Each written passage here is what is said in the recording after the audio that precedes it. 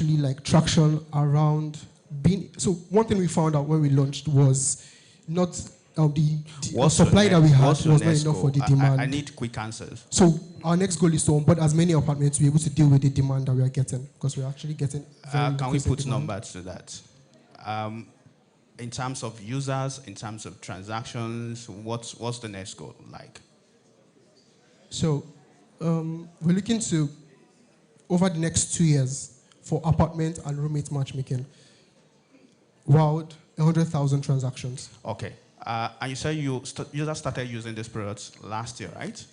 Yes, we did the manual everything last year. Okay, and you currently have 200 users. Yes. How did you want to get to that next goal you just mentioned? Over 100,000, right? Yes, transactions. So what does the GTM look like?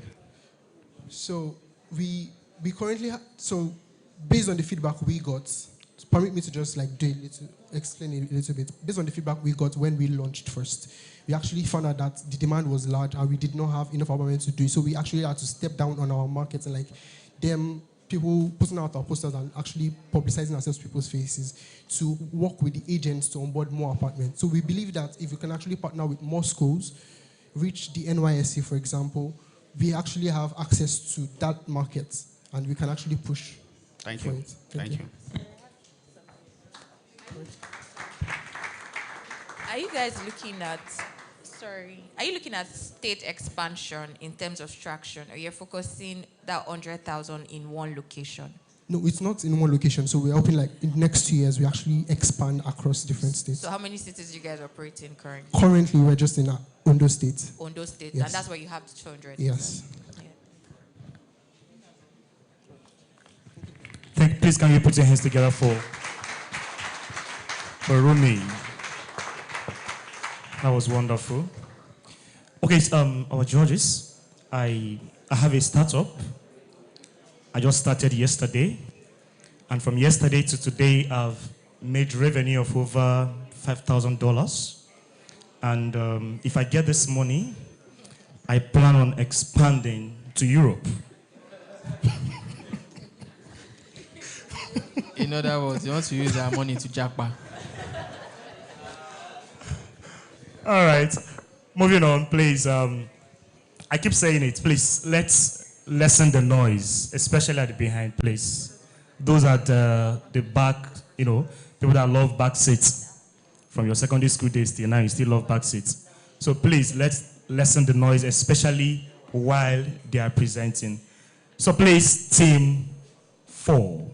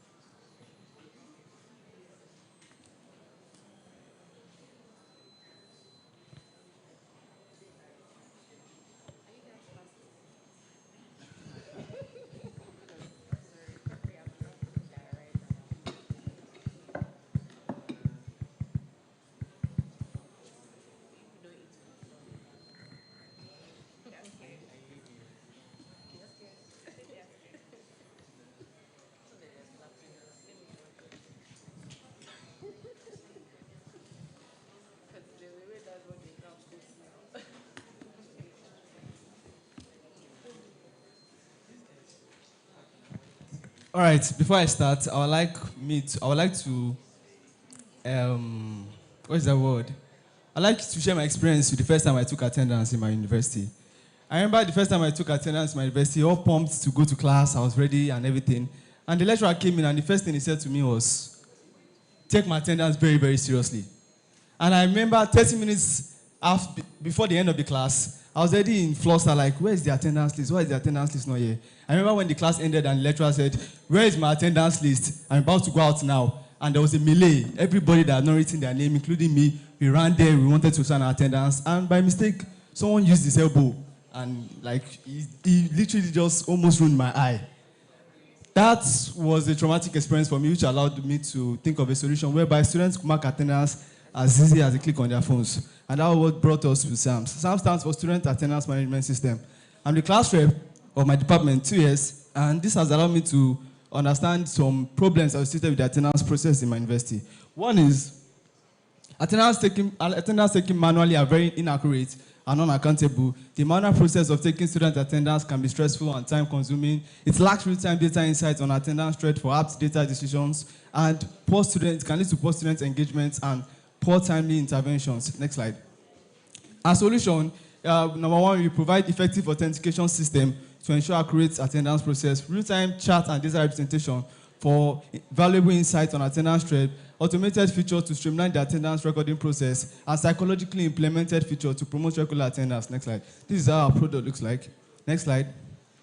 So how does it work? Firstly, we have 3 people in play: the institution, the lecturer, and the student. All have to register on our website. The institution registers and pays for a service and gets a unique code. And then the institution sends the unique code to all lecturers in the institution. Then this unique code allows the lecturer to be able to let us know which institution is affiliated with each lecturer and allow them to create an attendance tab for each course they take. And every course attendance tab is sent to the students, which allows them to be able to submit their attendance to the attendance tab. Back to the slide, sorry. So the lecturer is able to open and close the attendance tab. When he opens it, the students are able to submit, and when he closes it, they are unable to submit. And the point of them submitting the attendance tab, when the lecturer opens the attendance tab, he gets his longitude and latitude, and we cross-reference it is when a student tries to submit with their longitude and latitude, you authenticate the process and the student is able to submit and get inside. Next slide. Okay, yeah, so our target audience are the tertiary institutions in Nigeria who are seeking a cost-effective and efficient replacement for a manual student attendance taking process. Next slide, please. And our business model is a SaaS model that allows the institution to pay for the subscription fee based on their sizes. Next slide, please. And this is our proposed pricing for the product. Next slide. So what makes SAM stand out? Among other educational platforms which does so many things and have attendance feature in their system and other hardwares that they can be used to track student attendance, SAMS is a software which allows us to scale easily. There's also a form of active relationship between the students, the lecturer, and the system itself. Next slide. So we know there are over 482 institutions in Nigeria, ranging from university, polytechnic, college educations. We're targeting at least 60% of this number, and we have 25, which will allow us to produce a revenue of 25 million plus naira. Our go-to-market is number one, through social media ads. Through direct sales, we plan to leverage on Student Representatives Council to allow us to have access to institutions to showcase our products, and we plan to optimize our website so that when you search attendance, the first thing that pops up is SAMS. Next slide. So this is our roadmap. We are backed by the University of Ibadan. Right now, we're building our products and we're doing a bit research. By the first quarter of 2024, we'll do our beta test in the University of Ibadan, and by the third quarter of 2024, we'll launch. By the fourth quarter of 2024, we would have been able to get 13 institutions under our belt, and the time just goes on. Next slide. So this is our founder, this is me, that's my full stack, very close friend from childhood, and this is our, next slide. These are team members, next slide. So we are seeking an investment of 2 million, which would allow us to scale, improve our cloud data, our cloud server, and marketing and operation management. Thank you.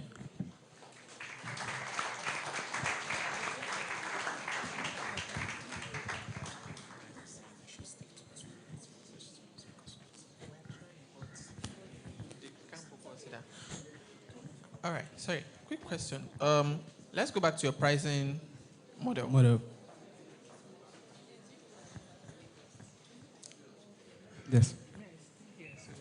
All right, this 9K per month, is it per university or per lecturer? So it's per institution.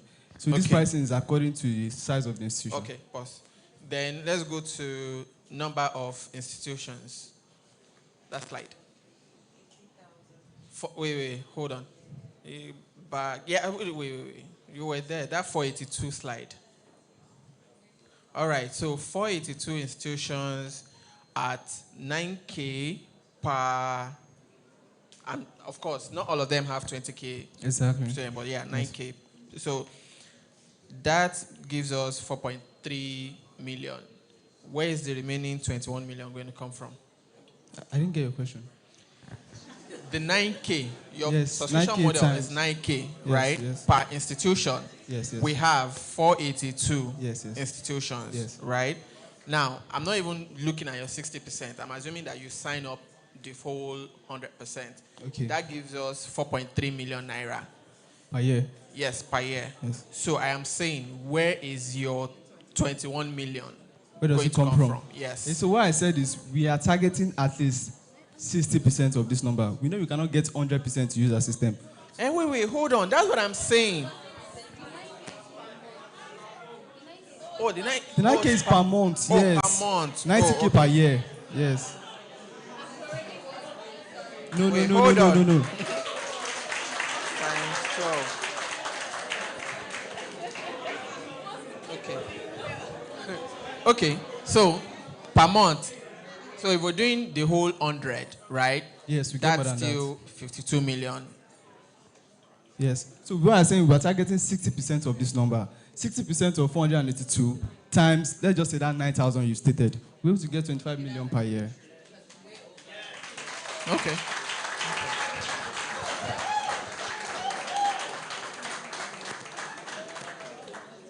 What's your name? Shegun. Hi, Shegun. So, how many schools have you approached to do this with? Yes. So we did our market validation in 2 schools. How many schools? 2. 2, okay. University of Ilorin and University of Ibadan. Who were you speaking to? So we spoke to their student representative council and we did a survey with lecturers because lecturers are the main people that So use our in system. University of Ibadan, you were Yes. speaking with student representatives, right? Not like student representatives, we spoke to the VC of the University of Ibadan. We had a one-on-one, that's what I said. And they agreed Yes, they agreed yes, yes. to buy this. When we are done. To When use you're- their system, yes. Okay, and in University of Ilorin student representative. So, yeah, we're still working on those ones. But we did our market validation there too. But we've still not able to get to the... Why would they? I'm trying to weigh the importance, of the problem, how big it is, and are you aware if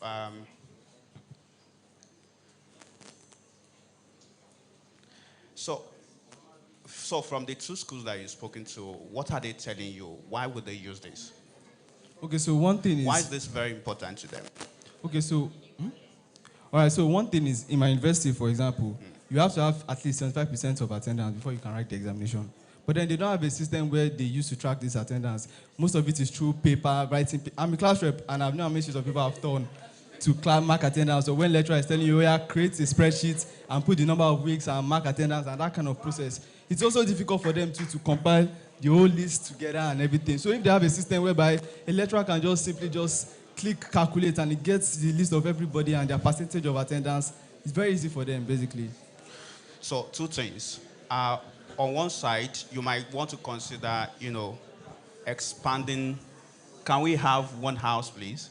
So you might want to consider, kind of expanding the products beyond just attendance, something that, schools can actually use beyond, just based on your research. I'm sure you will discover some of these things. And also, how you're going to acquire these schools. These are public schools. And, marketing to them is not that as easy as you might think. And you need to have some good unfair advantage approaching these people if you have some strong relationships. And I wanted to ask, why were you not approaching private universities first? Yes, as I've said, when I mentioned tertiary institutions, I mean both public, state, private. So I'm talking about your early adopters. For earlier, okay. So, okay, so it's kind of difficult selling to this public, to this audience, right. VCs and all of these people. And I would like to see the letter of intent that you had with, or maybe a kind of agreement that you already have with University of Ibadan, maybe after this. Thank you very much. I feel like he easily got to you. Okay. Yeah, sir. So, how do you intend to do this without biometrics? All right, so... I heard your longitude and latitude part. So yeah, okay, so I also mentioned authentication system. we're using biometrics, but we're not storing them. So what we do is after we are sure of where you are, then we send an API to your operating system. So your operating system now verifies if you are the owner of the phone through your biometrics that are input on your phones. Maybe your password, your fingerprint scanner. And so in other words, I could be in my house and give her the phone since she's going to class, and then she signs attendance on my behalf. With your biometrics? If I'm giving her my phone, I will give her my password to sign in. No, the biometrics is fingerprint, but it works with PIN too.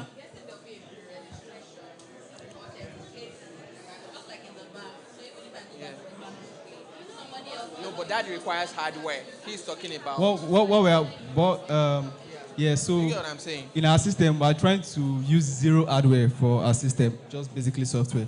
So that problem is one problem we're trying to solve. I would really appreciate if you have any solution to that exact problem, because that's one problem we're trying to solve. Because we know students are very tricky. I can have two phones, use one for remove my biometrics, then give you my phone and stuff. But then I really appreciate any input from you. My consultancy fee is $100 per hour. You get money. Noted. So, 1 minute. I think what you guys are building is really amazing. Thank you. And what I see is more around long term for you. I have questions, but it will pass. No. I think that you should focus on building your product well. Yes, and what I say is acquisition. Yes, because I think that if you build well, it could be acquired by even the great guys, because for as much as it's worth, because it's actually a true innovation that we need in our society. Thank you.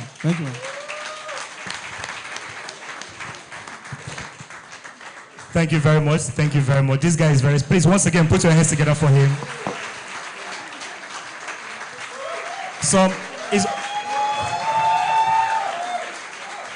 Okay.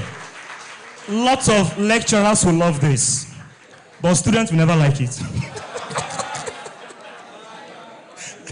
Especially people like me. People that don't go to class, there's no way. They'll be like, guy, Alpha, what do we do you? We are meant to be speaking for us and not creating something that will make lecturers, but that was a wonderful one. Please, once again, put your hands together for him. Okay, moving on, team 5.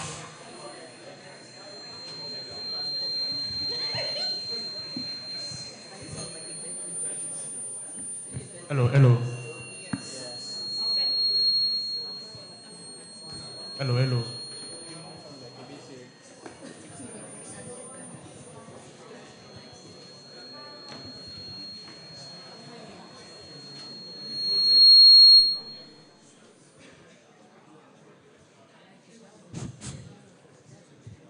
Good afternoon. My name is Akede Abbas. I'm founder of Sport Beta. At Sport Beta, we believe that sport talents are everywhere. Here's the problem we're trying to solve. Next slide.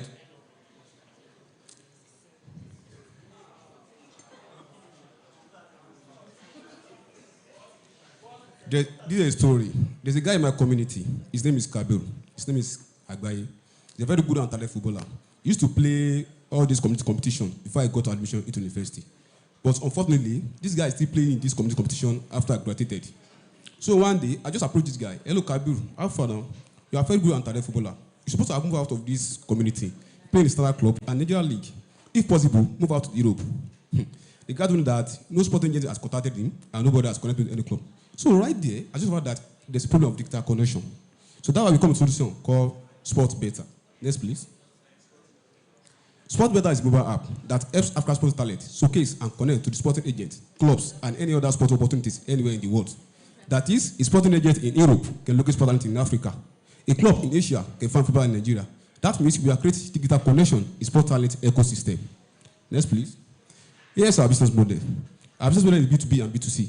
For B2B, imagine Adidas want to partner with us, and also Arsenal Football Club want to partner with us. Even a sporting agent can subscribe to our platform. Next, please.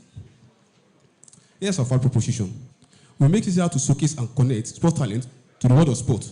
And also, we make it easier to find sport talent anywhere in the world. Next, please. This is impact.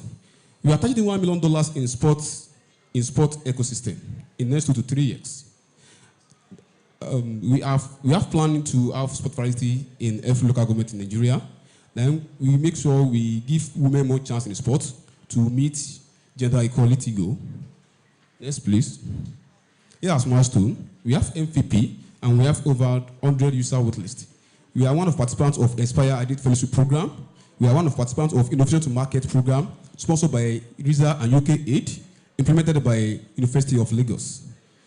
Still a team beyond Sport Beta. Hi, I'm software developer and project manager. I have 2 years work experience with Flosstech. And here's my co-founder, Farouk Bello. He's also a software developer and has 1 year's work experience as freelancer.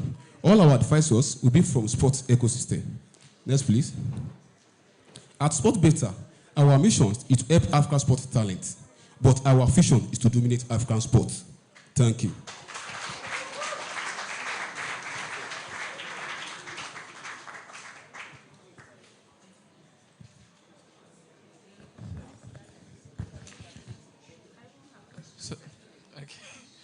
So, how do you find this talent across the country? And then you mentioned Africa.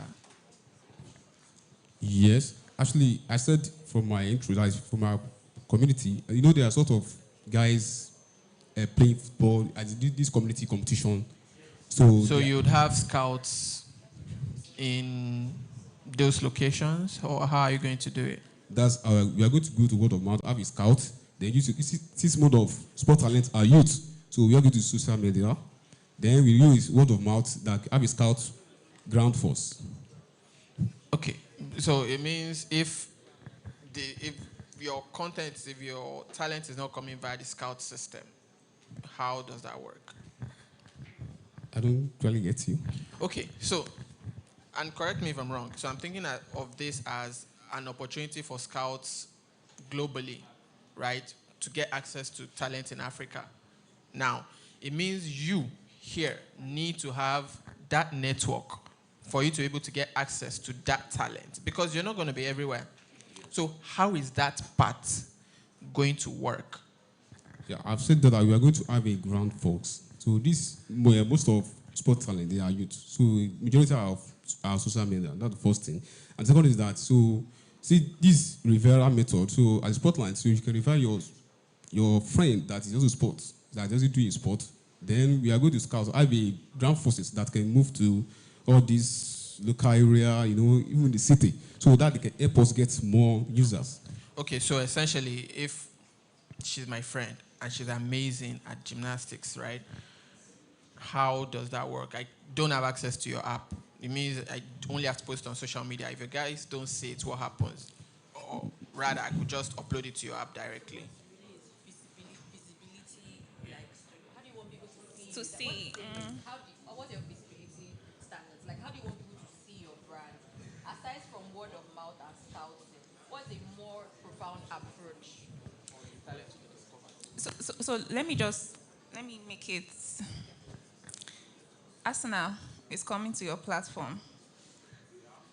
Who are they meeting there? How are they seeing the talent? Do you think that you want to have agents stationed in different places to be uploading this thing? Or me? No, not as I'm agents. a football player, Yes. I can do my video and upload it to myself. Yes. So you upload video clips of your training skills and of your matches on our app. So the early sporting agents, early clubs that are partner with us, so they can go there if there's anyone they like. So we refer to them for trial. So it means as a sport talent, I can do that myself, and then others can do that for me, or I have to rely on your ground force to make that happen. I don't quite get it. You know what? Let's ask it like this. Who are the stakeholders that are involved in your brand? Tell me, agents, sports coaches, yourself, individual people in your locality. Who are the stakeholders involved in your startup? End to end, just tell us anybody like that is involved with your product. Yes. The first one is sport talents as a user. Okay. Now the other part is sport agents, clubs. Okay. The sporting organizing like sports wears companies, Okay. like sports recruiters, like Okay. a sport associations. So I'm going to cut you. Is there proof of concept for this, or this is just an idea? No, we have, as I said, we have over 100 Okay, plus sorry, I users. must have missed it. So You have what? over 100 users wait list. So we have go to all these, especially weekend, talk to all these sporters, all these talents. What's your problem? So they want to make that it's lack of access to the agents and sponsors. So, and that's our assumption. So that means what we are doing here is we are validating our assumption. So it means that they have lack access to. So your idea is solid. We're trying to see how does it work, or how is it going to actually work? Do you understand? You've not said how. You're just giving instances. I need, like, this is how it's going to work. Do you understand what we're saying? Your idea is solid. Don't get me wrong. It's amazing. I mean, I know a lot of coaches that would jump on this if it's proper and solid. But I need you to let us know, like, what is the next? Like, so, okay, you've acquired these people on your wait list. Let's calm down. You have these 100 people on your wait list. What is the next thing for those 100 people? So they have to sign up. So after they sign up, they will be upload their video clips of their training matches and skills. So what do you have for them for uploading those video clips? They are showcasing their talent. So who is coming to see those talents? Like, what's the next thing? Is sporting agents, clubs. It's the that partner with us, so that we see those talents. Like sporting agents, clubs. So, as I said earlier, your idea is very solid, very, very solid. I need you to brush up on it and be able to go from layer to layer. We do this, this is next, and this is next. We're not even talking about money here. I'm talking about the solution you're giving those talents in itself. And if there's something I think I have identified you need is maybe some partners in terms of building. Do you get me? Someone else that understands marketing or product market fit, something in that regard, right? To come and to help you brush it up. Because what you have here is super and it could fly and cost you like billions of dollars. And I'm not even capping, but you need to brush it well. Do you understand? You need to brush it well.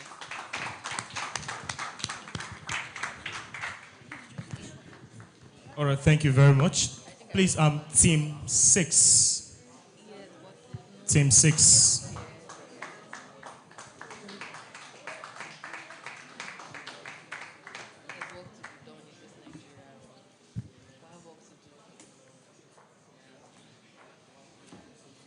Good day, everybody. I'm Abbas Laya from Farming App. So Farming App is an agricultural marketplace for farmers to put their product for sale before harvest. So basically, how did I come up with this idea? My final year, that was 2017, I studied statistics, so I analyzed data for people on campus. So they brought these questionnaires to me, and I was like, 8 pages questionnaire for just DSC analysis. So I did that. The next person came with the same set of questionnaires. So I was like, how can we actually gather agricultural data without having to use these questionnaires year in, year out for each student? And at the same time, there was this tomato crisis at that point. Normally, I get my food from home. My parents send my food to school. We are in Ibadan, so I'm in Ife, so it's easy for them to send. But this time, they sent money. So I went to the market. I bought food. But then what I got from what I took to the market was very small, and I had to start rationing food. Like, how far? What's going on? So I was like, okay, how can we gather agricultural data and at the same time solve this problem that we are facing in the agricultural sector? So I was like, oh, can we go the social media route, the way we dump our data on social media? I thought that was not going to work. So I was like, okay, let's create a marketplace where farmers can actually sell their product before they harvest. And that's what about Farming App. So farmers can put their product for sale before they harvest it, and buyers can show interest. They can negotiate price, and whenever the product is ready, let's say a week to that time, then they can pay for the product and they have it delivered to them. So we can reduce post-harvest losses. Then another thing is, the other problem we face in the agricultural sector is the problem of logistics. Most of these agricultural products waste on the road because you want to sell your agricultural product, you wait some time after you've harvested, before you get someone to buy, then you deliver it. Before then, you've wasted half of it. But then if you can sell before harvest, then you've got the waste of your agricultural product. So on Farming App, we have 4 major players. We have the farmers, we have logistics companies, and we have the store owners Then we have the buyers that buy these agricultural products. So this is how it operates. Logistics companies set up their account with Farming app. So it's more like you create a personal URL for yourself. So people can actually come and book a logistics company. And at the same time, farmers and stores can use your service. Farmers also come on board. They put their product for sale before harvest. So people show interest, book their products, so they can have it delivered to them or go to the farm to pick these products up. Then the stores set up more like a URL for themselves. So unlike the way you buy on the normal e-commerce site that you just buy from everybody, you pick a particular store you want to buy from, you add to your cart, you pay for this product, so you can have it either delivered to you or you go on and pick it up from the store yourself. And the reason why we did it like that is so that you won't have to like buy from 7 stores and having it delivered. If, for example, if you use Jumia, for example, you buy 7 products, you pay 7 different logistics prices, and getting it to you is an ask because one can deliver today, tomorrow, then the after tomorrow.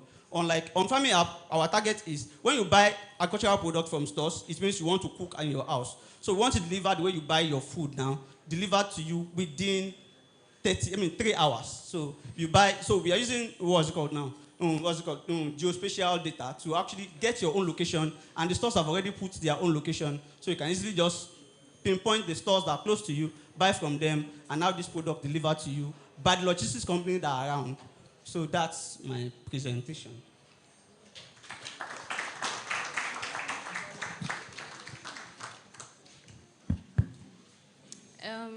So first question. You said the farmers can put up their products for sale before harvest. You do realize there are some unforeseen contingencies that can come up and these products are not...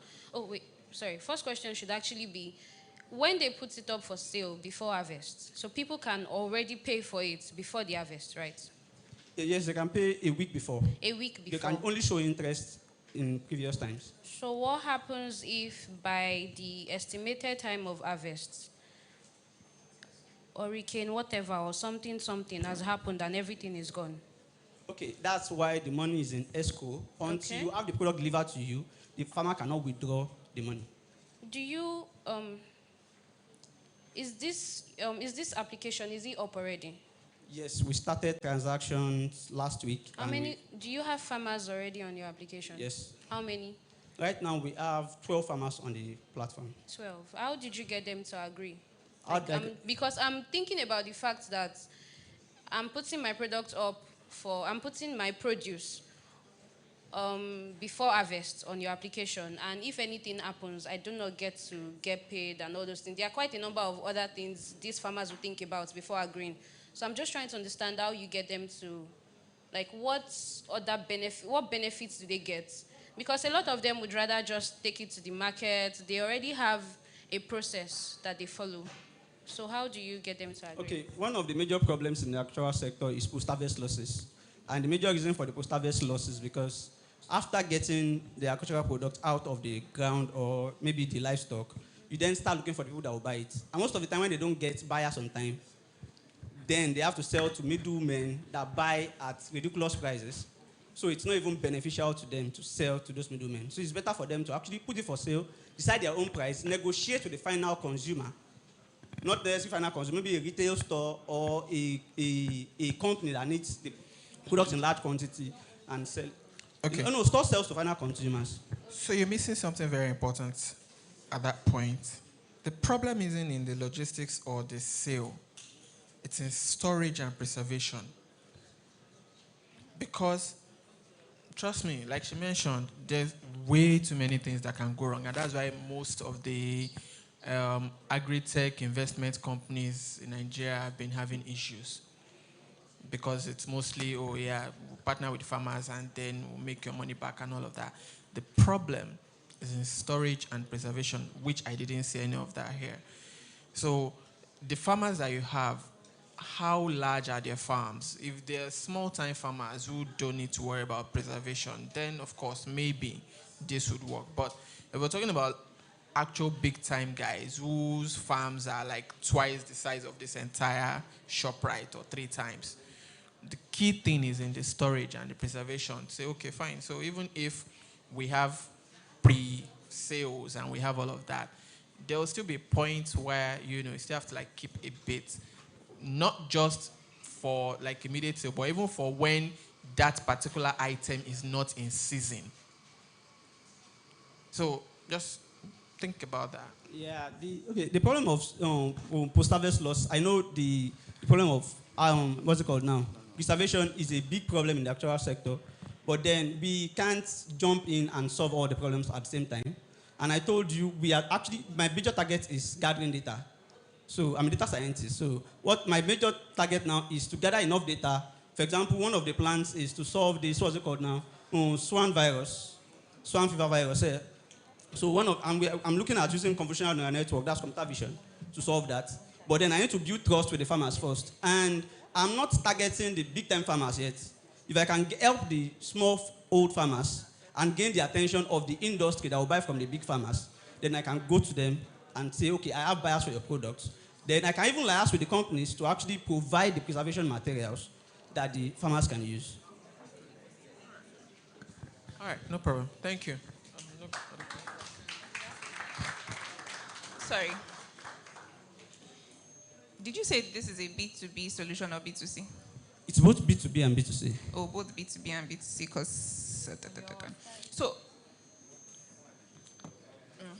So B2C, your tagline is saying fresh and directly from the producers, your weekly grocery.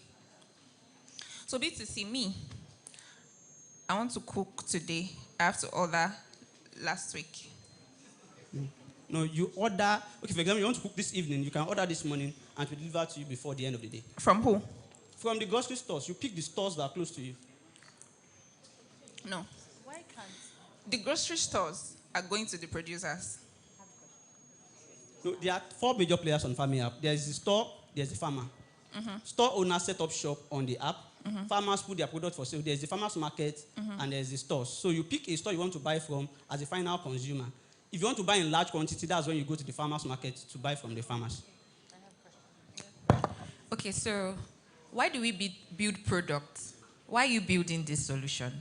This solution to help farmers to sell their product before harvesting, to reduce post-harvest losses. Who do you think will give you more money, the farmers or the users?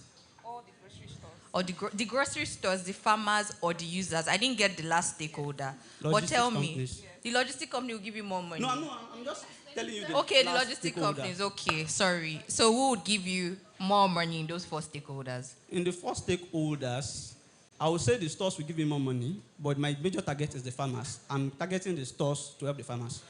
But from what I know, as a Nigerian, if I have to order in the morning to get something in the night, I will not use your product.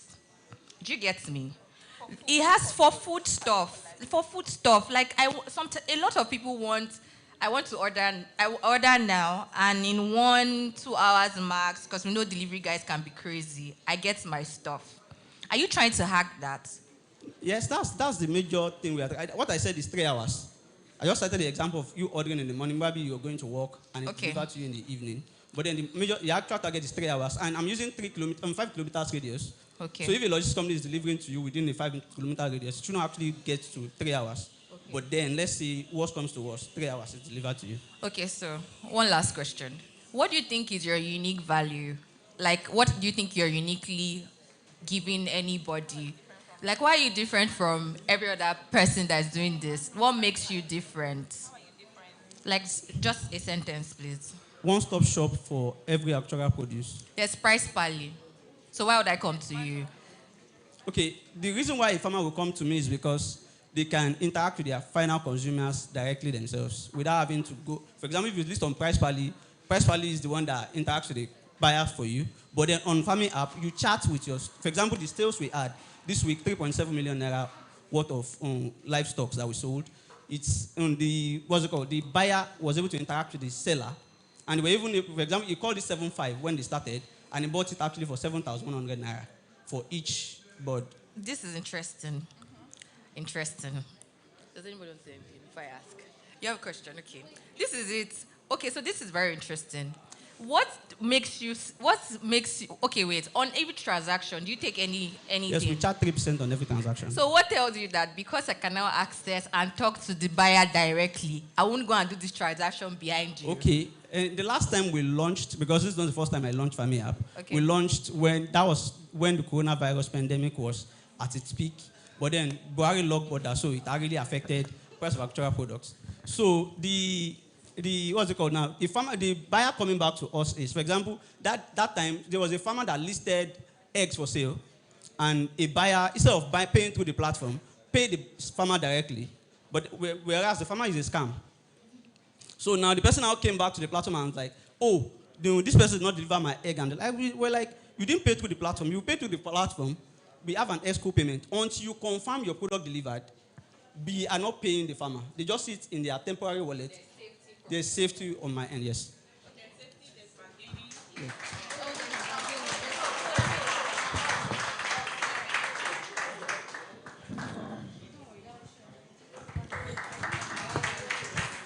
Thank you very much. Thank you very much.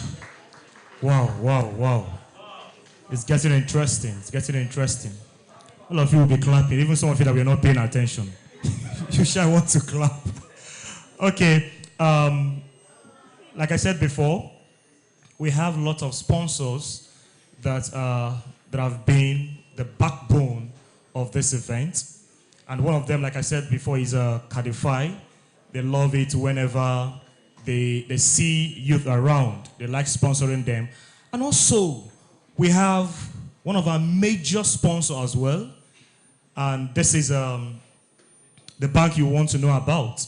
And it's not a bank, but the Alternative Bank. So I'll be calling on their representative in the person of Joko Tola Aregbeshola, Mrs. Joko Tola Aregbeshola, the representative of Alt Bank, one of the major sponsors of this event. Please put your hands together for them once again.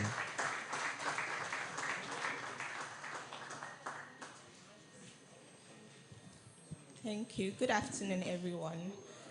My name is Joko Tola Aregbeshola. Like he said, I lead the product marketing team of the Alternative Bank. And it's okay if you've not heard about the Alternative Bank prior to now. We are a relatively new bank. So for the past 10 years, we operated as the non-interest window of Sterling Bank. Sterling Bank, FYI, is now a financial holding company. Hence, Sterling Bank can have other subsidiaries like the Alternative Bank. So just to give you some information about the Alternative Bank and why you should switch to the Alternative Bank. The Alternative Bank is beyond the regular bank. We are a non-interest bank. And just to explain non-interest banking, it's basically Islamic banking. But we are not positioning ourselves as an Islamic bank because, there are some religious undertones to it. So regardless of your religious preference or jurisprudence, you can bank with the Alternative Bank. We offer ethical financing, which is at zero interest to our customers. Now, with the Alternative Bank, we launched on the 12th of October, and now we're a fully licensed CBN, or a CBN licensed commercial bank.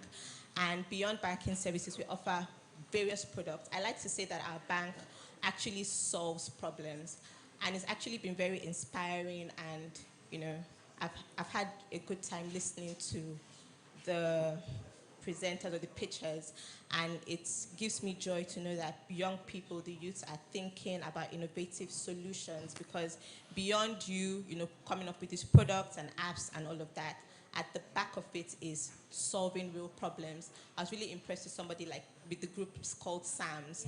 I mean, it's not something that you typically think about. People want to think about innovations for big things. We're doing our own version of Uber, our own version of different things. But SAMS is a genuine problem that a lot of youths can relate to. So I'm happy that people are thinking in that line. And these are the type of things that we are, proud of, or things that we want to support as the Alternative Bank.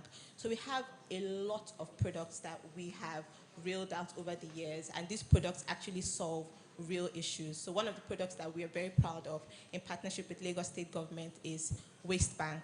Waste Bank is our recycling product. So people get to earn money when they recycle their waste. And beyond we have agents located in Lagos, and don't worry, we're going to scale pan-Nigeria in the coming years. You can earn money by just recycling, by just protecting the environment and keeping the environment clean. You can earn money from Waste Bank. So we weigh your waste, we come to your house to pick up your waste, and we take it to our recycling plant, and people earn money as they, recycle. And we have a host of other products, but more importantly, is our alternative bank app, which is, a regular banking app and more. So I like to say it's a super app of sort because it gives you access to a variety of our products. We have an e-commerce product which allows you to buy products and pay in installments over a period of 24 months, all at zero interest. We have a vehicle financing product. I think I was having a personal conversation with one of the pitchers here, and his product has to do with logistics. So, for example, we are happy to, sponsor or partner with such a business for fleet financing, all at zero interest. We have a travel product for people that, I won't say people that want to jackpot because obviously we don't know how we get our money back, but for people that want to experience the world and don't have all the capital in the immediate. Once we are able to establish that you have a good source of income and your ability to pay back, we also finance travel. We have an investment platform which reduces the barrier to entry for people who want to invest. Anybody can invest, and the earlier you start investing, the more rewarding it is over time. So with as little as 10,000 naira, you can, start investing in the real sector. Like I said, we're an ethical bank, so you can't invest in things that are shady or that have gray lines. So you can start investing in real estate with as little as 10,000. You can start investing in sukuk, which is basically partnership with the government to do for infrastructural products or projects rather. And then you can invest in gold. So as opposed to wearing your gold, you can actually buy as little as a gram of gold on the Alt Invest app, which I'm proud to say that, those gold are mined in Nigeria. A lot of people don't know that we have gold in Nigeria, but the gold is mined in Nigeria. We converted them to coins. Once you're able to invest 50 grams, you get a coin. So I would like to stop here because I can go on and on and on and on about the things we have, or the products we have at the Alternative Bank. But I urge you to download our app, Alt Bank, which you can get on the Google Play Store or on the Apple iOS Store, and start experiencing a different way to bank. The perk, which I saved for last, is that everybody that downloads the bank app and refers their friend gets up to 1,000 naira in referral bonus. Plus, the more you use the bank and the more you transact on the bank, you have access to an interest-free 10% of your monthly turnover. So yeah, I will stop here. Thank you very much for your time and well done. Thank you very much, Ma. Thank you very, very much. Please, once again, let's appreciate the Alt Bank for sponsoring this wonderful event. If you know you are tired, please, can I stand up? If you know you are tired and hungry, sincerely, if you know you are tired and hungry, okay. So we have we have a lot of snacks over there. Okay, just anything you want to eat, anything you want, just come and take my ATM card. Just go there. Now, you know my face, right? So once you're done eating, come and meet me, and come. All right, please, we'll try as much as possible to be, like I told you, in the next 20 minutes, we'll be done. In the next 20 minutes, so check your time, then start counting. Team 7. And you've been looking at me. Call me now. This guy saved you.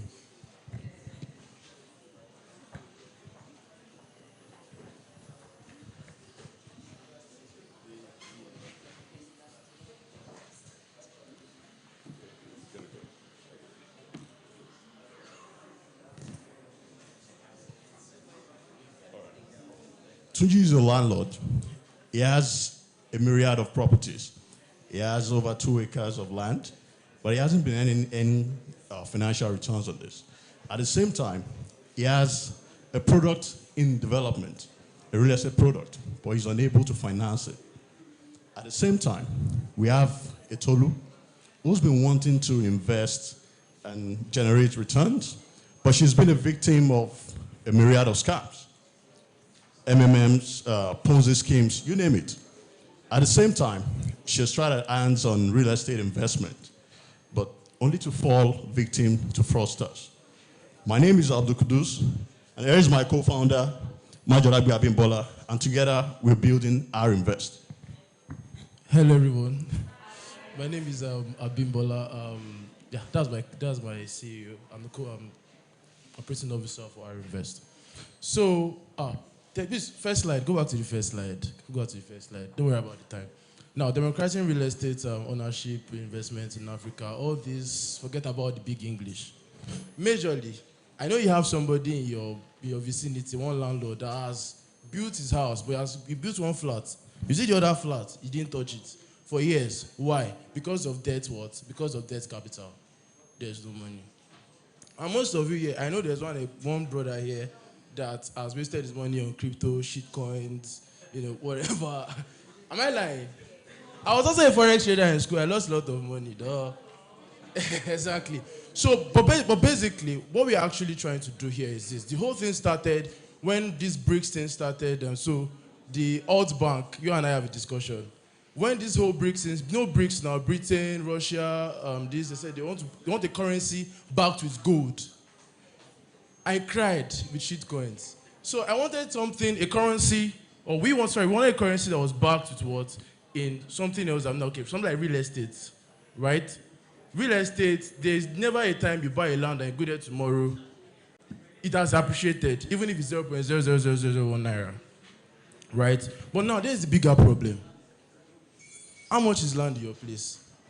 It's very, very expensive. So what our Invest generally does is what? Fractional real estate investment, whereby you can actually, purchase a stake in a property for as low as $7. So, well, let me leave that. Let me go back to my CEO so you can talk about, the numbers. I really don't know much about numbers. Thank you. At the moment, we've identified that there's about $750 billion worth of debt capital in Nigeria alone. And what are these debt capital? These are basically real estate assets that aren't generating the returns that they should ideally. So what we intend to do in the next 3 to 5 years is we intend to account for about 10% of this market size, which is about $75 billion. To look at the impact of the project we're building, we would solve the problem of debt capital by providing access to capital for financing, at the same time giving access to people to invest in real estate assets. Also, looking at a lifetime retirement solution, I believe that everyone who's an employee here would have a long-term vision of settling back on something for retirement. So these are one of our potential customer base. Also looking at financial inclusion. One thing that people tend to get wrong is that financial inclusion is in 2 dimensions. There is the aspect where you facilitate payments, and there is the aspect where you actually give people wealth that they can use in facilitating these payments. So that's the aspect that we deal with. Improved economic activity, the flow of capital and investment in real estate assets will increase competition, lead to job creation and wealth creation possibilities. Next.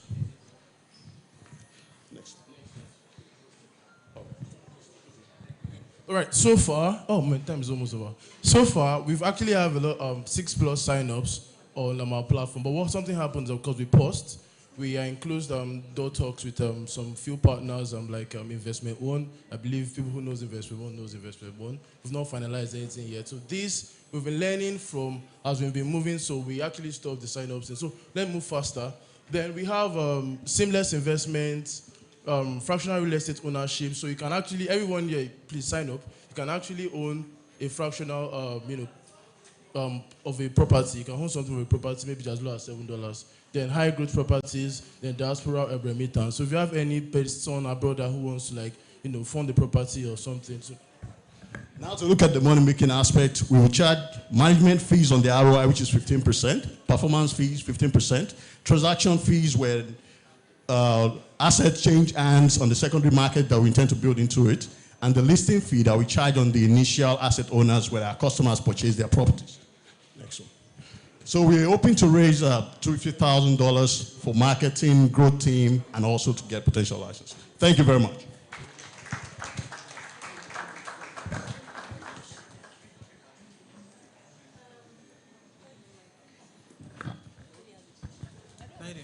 Okay, so do you have any real estate right now? Yeah, you mean assets, right? Yes, assets. Yeah, we have over R1 billion worth of real estate assets that we've spoken to the owners, and then they've agreed verbally at least to have us listed on platforms. Okay, so what's the ROI on that AUM? Okay, so these are primarily assets with between 25% to about 40% ROI. Okay.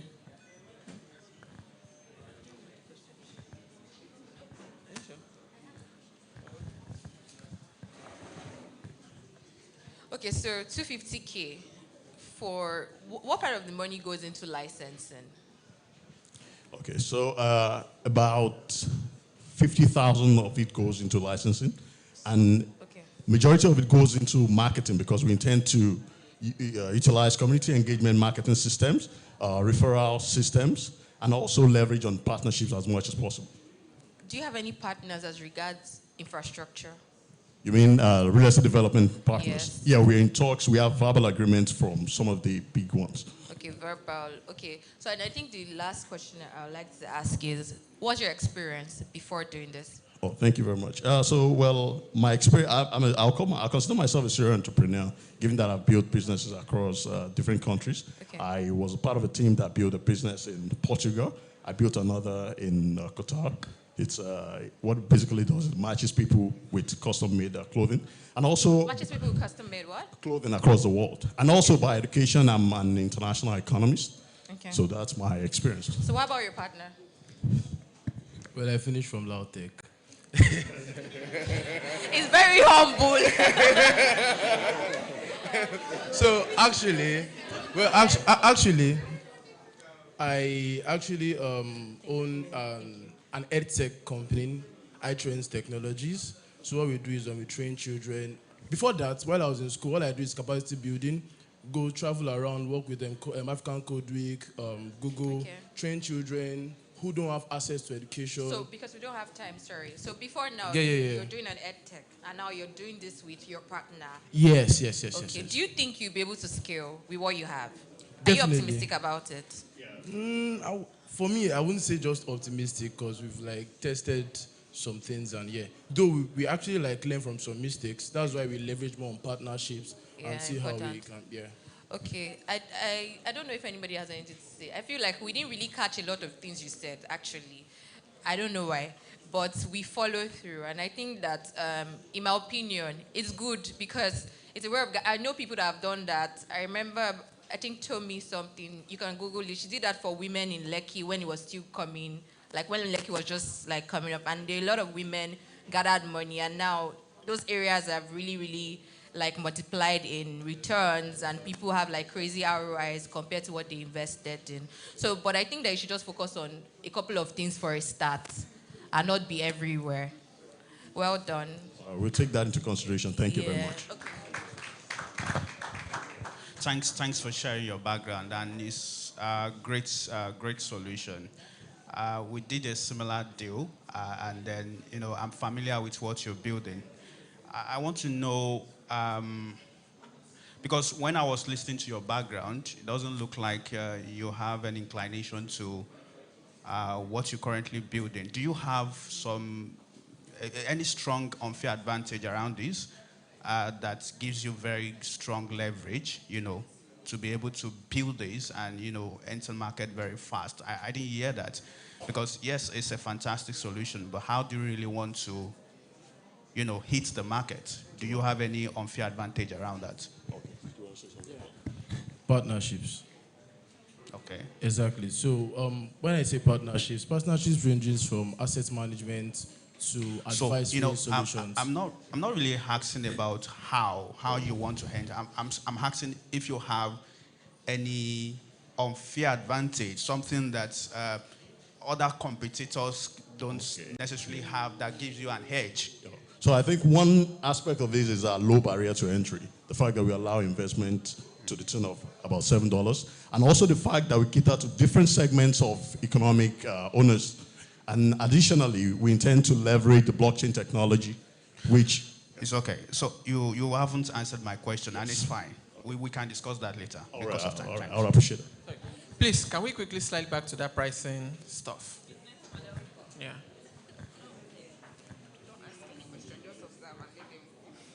Okay. Wait. The one with the. Okay, sorry.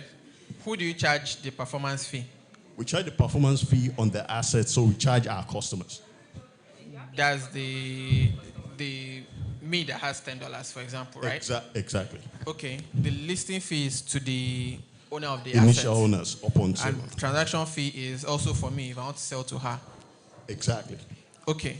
So that's more or less like 31% out of my $10, kind of. No, actually not out of your $10, but on the ROI. So if you don't make money, we don't make money. In that regard. Okay. All right. Thank you. All right. Thank you very much.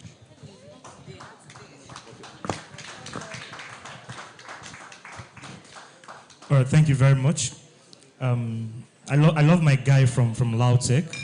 You know, the way they ask you, what background do you have? No stress. Life no hard. Okay, I finished from Lautech. life no hard at all.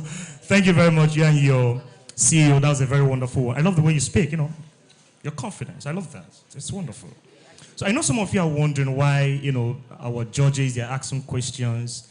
The questions are necessary.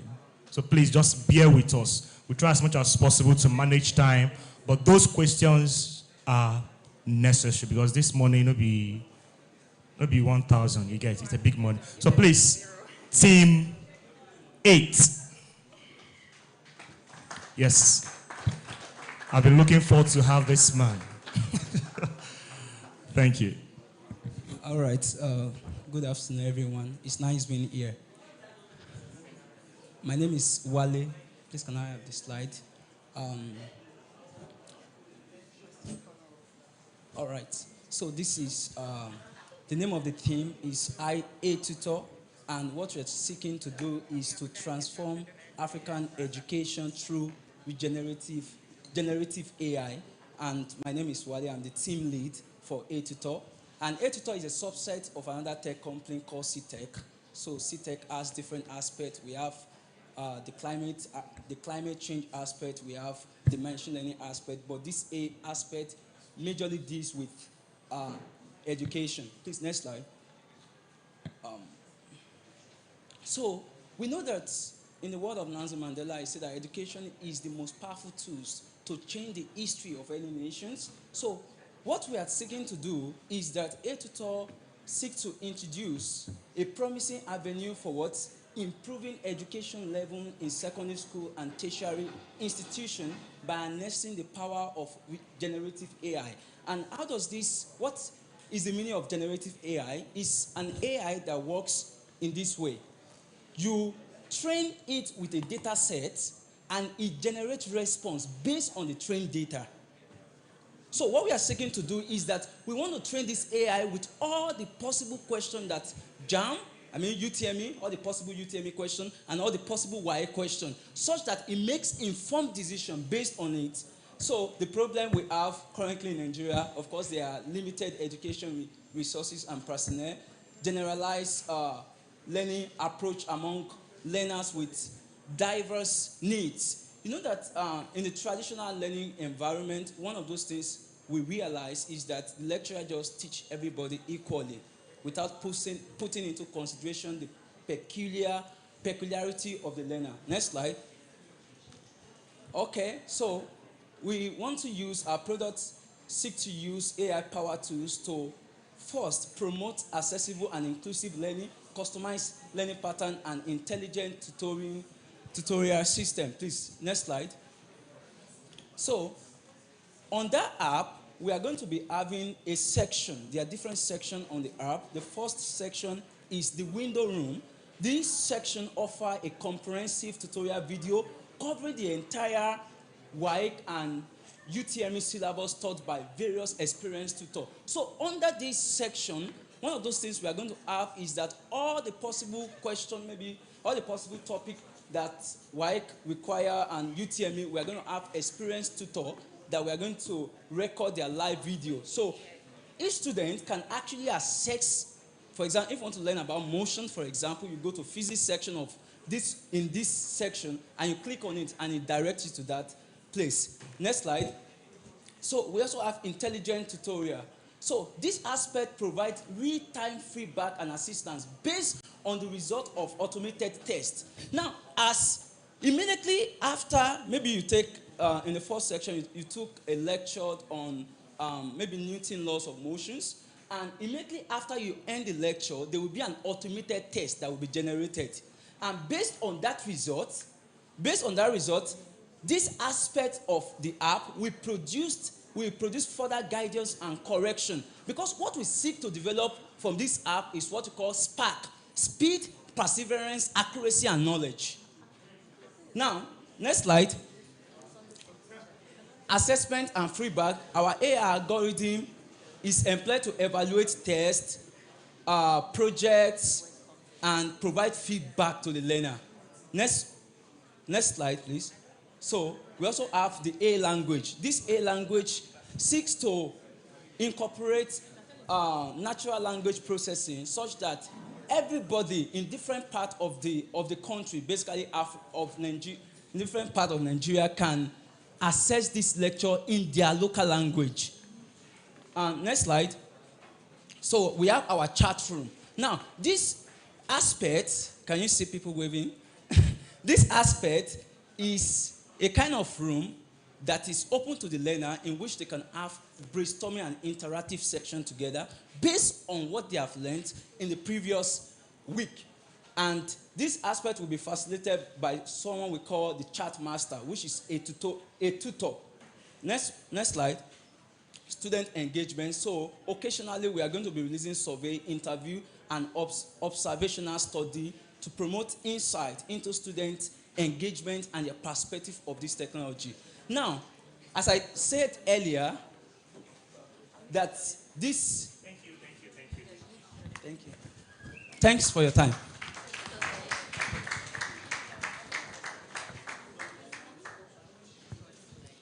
Okay, third slide.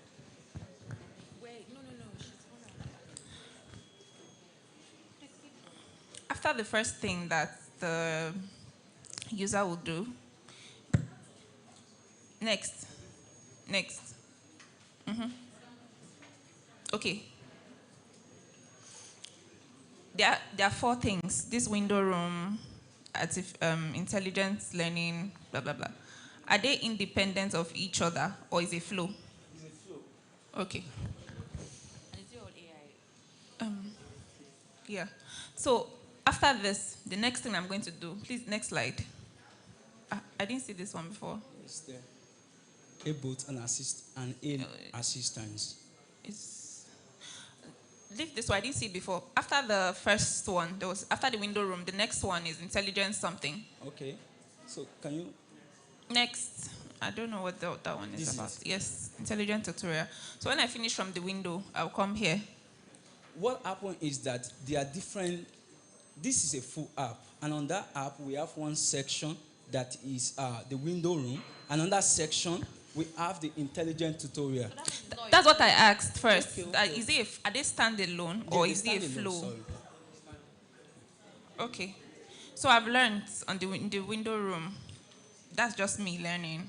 So when I come here, what did you say I would do here? So this aspect, this intelligent tutorial, based on your performance in the window room, you have learned, and immediately after each class, you take an automated test.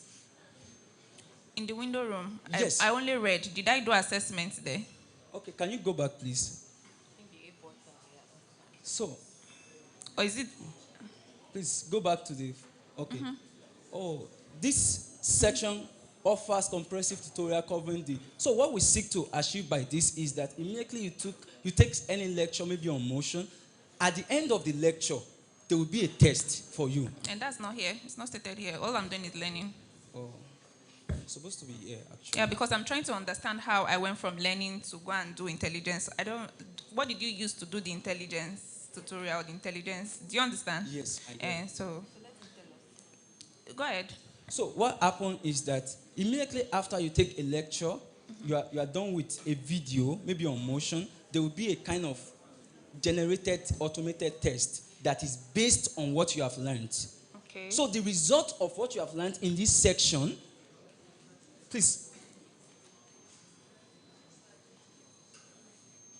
Okay, let me explain this. This A boats and A assistance. The unique features of this is that this section provides personalized interactive learning experience tailored to each student's needs. So under this section, the student will input the subject they are doing, their study timetable, their strength, and their weakness. So these are the data that we are going to analyze in order to, please, the next section, that can help the student here.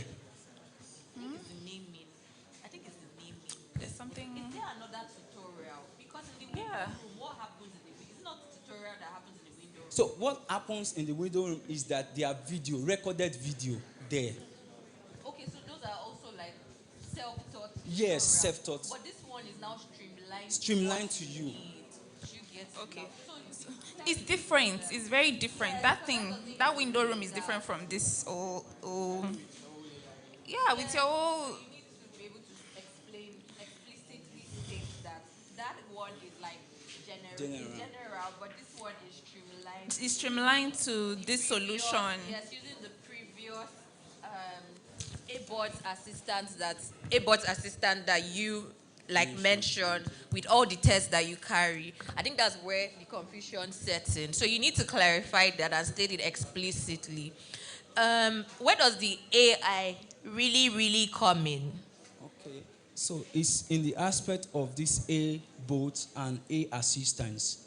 So what this section is for is that the A boats, I see something here, the A boats which are trained with past questions. Are you not the one that did this? I'm the one that did it.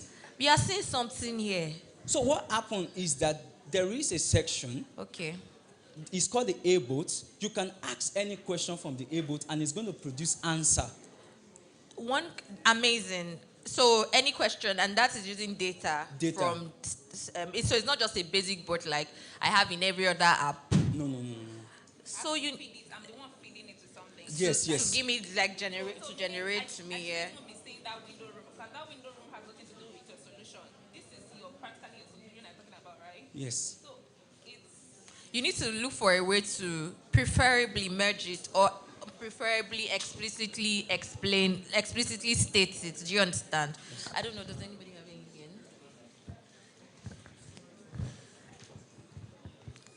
I'm still struggling to see the AI because it's general, it's data science, and I'll explain why. I did WAEC 2002, right? And I had, what's it called? I was lucky to have a dad who could do stuff like this. So what he did was, he took the questions, go 10 years back, and then use that to predict what questions are coming out that year. Because he can say, okay, they asked, using geography, for example, they asked map reading this year, they skipped it the following year, they asked it the following year, and then use that to do that across several different subjects. So if he can do that, because it's not like they will simply ask every question in the entire syllabus. They have patterns. Yes. And you can easily look at that and do that. So I'm still struggling to see the generative part of the AI because it's still data. Do you get what I'm saying? It's basically just looking at data and then looking at, okay, this might come out now. So I'm still struggling with the generative part of it. Okay, let me explain. I would have done this. You know what? Let's do it like this. In one sentence, you know, if I want to use ChatGPT now, I know that I just go there on the thing, enter my stuff, and it generates for me. In one sentence, how does your own generate on that level? Like, not necessarily on that level, in the generative AI pattern, how does your solution work? So this is what happened in the A-boats. What happened is that the A-boat algorithm is trained. I don't want to know what happened with the A-boat. So I want to explain how it comes in. Okay. What happened is we train the AI boats with all the possible past questions in WAEC and JAM with all the possible answer. Okay. So if a student is studying a past question, you can easily type it there and it generates the answer based on what we feed into the system. Okay. So that's where the generative AI comes in. So it's not futuristic. It's more about things in the past. So I can't come and ask questions of something I don't understand. Yes. Oh, I see. It's still AI, just that it's just basic stuff. I think you have good stuff. You just need to explicitly state how it's going to operate. But trust me, you have good stuff, right? You just need to explicitly state it. Yeah. So what's your ask? We didn't get there. What are you asking for? I don't get it. Money. Shebi, that's why you're here now. We didn't get to that side. So what are you asking for?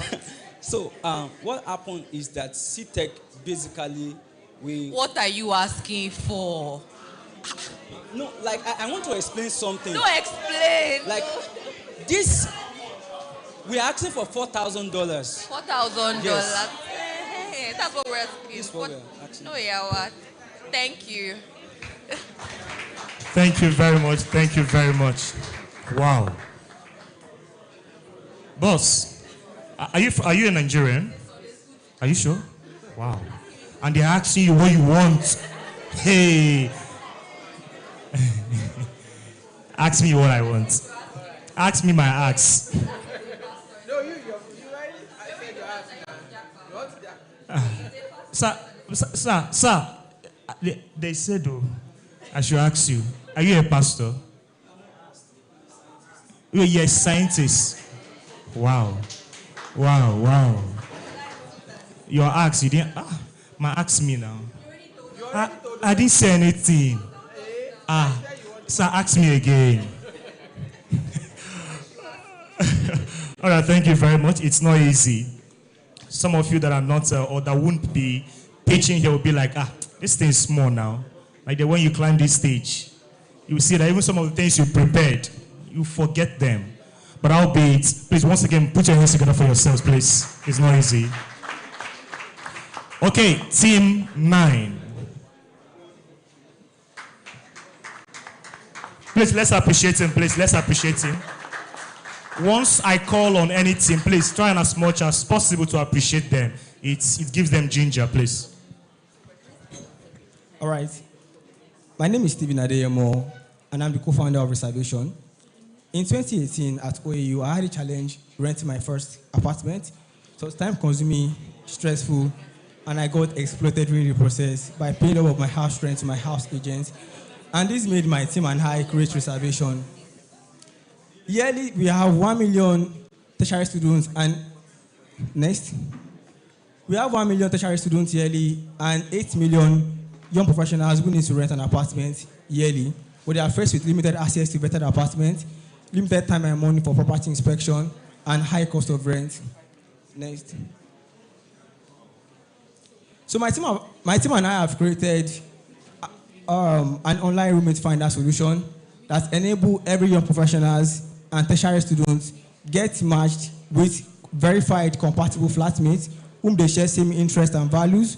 They can get to schedule their property inspection virtually through AR or VR or a live video call function and pay their rent online. But the most interesting thing is that we are introducing rent financing onto our platform where students or tertiary or a young professional can have access to rental loan on our platform. Next. Then this is actually our product. It's actually live now. We have a web-based application where you can come there, search for where you want to rent, find your flatmate, then schedule your property inspection, chat to somebody, allow a live video call, then also share your rent online seamlessly with your flatmate. Our business model, we charge only 3% on each transaction, and we have a projection of, with 500,000 average fee, rental cost yearly, we are actually projecting to have 12.5 billion naira. Can you go back? We are projected to have 10.5 billion naira by the end of 2027. Next slide. So currently, right now, we actually have 120 app downloads on our mobile application. But right now, on our web-based application, we have 300 users at the moment. We've been featured on Business Day and Tech Next, and we've joined some accelerators like Business Heroes Africa, Microsoft for AI startups, Nixda AI Hackathon, and also the Rising Tide Africa Accelerator. We just finished from the just concluded Google also Academy, and also Wipro IP Labs, which is currently running at Abuja. Next slide. Then our market size, we are currently targeting $9 billion rental market share in Nigeria. Next. Our market opportunity, we are faced with 10.8 million households, young professionals in Nigeria who need to rent apartments. Then we have 1.2 million undergraduates in public higher institutions who need to live and rent apartments yearly, and also 230,000 young professionals in Nigeria. Next. Then what makes us different from every other person? We are competing with the likes of Split Africa, Rent Small Small, and Bungalow. First one is actually our wide market focus. We are looking towards expanding to other African countries aside Nigeria alone. Then our rent financing model, we want to enable every young professionals and students have access to rental on our platform. Then also digital innovation. Currently right now we have AI matching algorithm, which can enable you find a compatible flatmate based on your preferences, which is currently working, and it has a compatibility score. You can know the percentage of your compatibility with somebody on our platform. Then our co-living features actually are roommate finder solution. Then real-time communication. You don't need to go to WhatsApp before you can communicate with your agent. You can have a live chat on our application directly. Then also we have a fair commission rate. We charge the least in the market, while others charge 10%. We only charge 30%. The reason being that we're actually solving high rental costs. So the higher the percentage, the higher the rent. Next. This is actually, meet our team. I actually have 2 years experience as a web designer, a product designer, and also social media marketer. Then my co-founder, my CTO, has 3 years experience as a backend Java developer. And also my CSO has 5 years experience also as a backend Java developer. And they've worked in different industries. So I have advisors, Dr. MQ Balogun, who have 15 years experience, and Chidin Wagu, who is one of my advisors. Next, last slide. We are asking for the sum of 5 million naira to have a runway for a 9-month runway. The best time to invest in us was yesterday. The next best time to invest in us is now. Join us as we make property renting seamless for Africans. Thank you.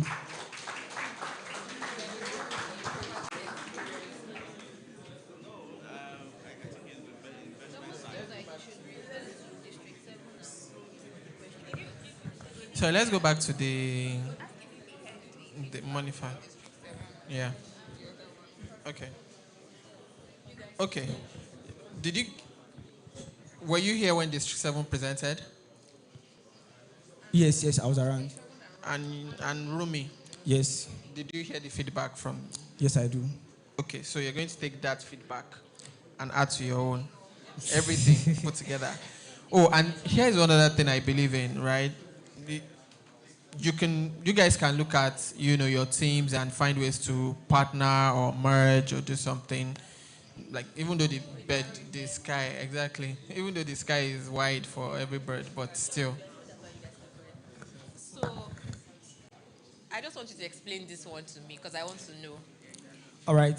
So, we're actually using Lagos market here because our major market is actually Lagos, and an average rental fee in Lagos is 500,000 naira based on our own research. Then also we are charging 3% commission on each transaction. Anytime you pay your rent, we are going to charge you 3% of this actual money you are paying. And if you calculate this, we're actually projecting this amount of revenue. Yes, so I want it in very simple one sentence. Okay. 500K average fee cost per rent. So how many clients, how many users are going to get you to 12.5 billion naira?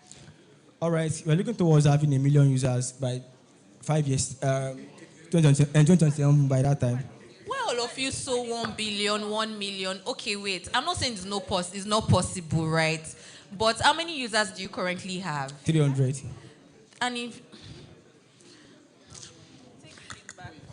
let somebody else.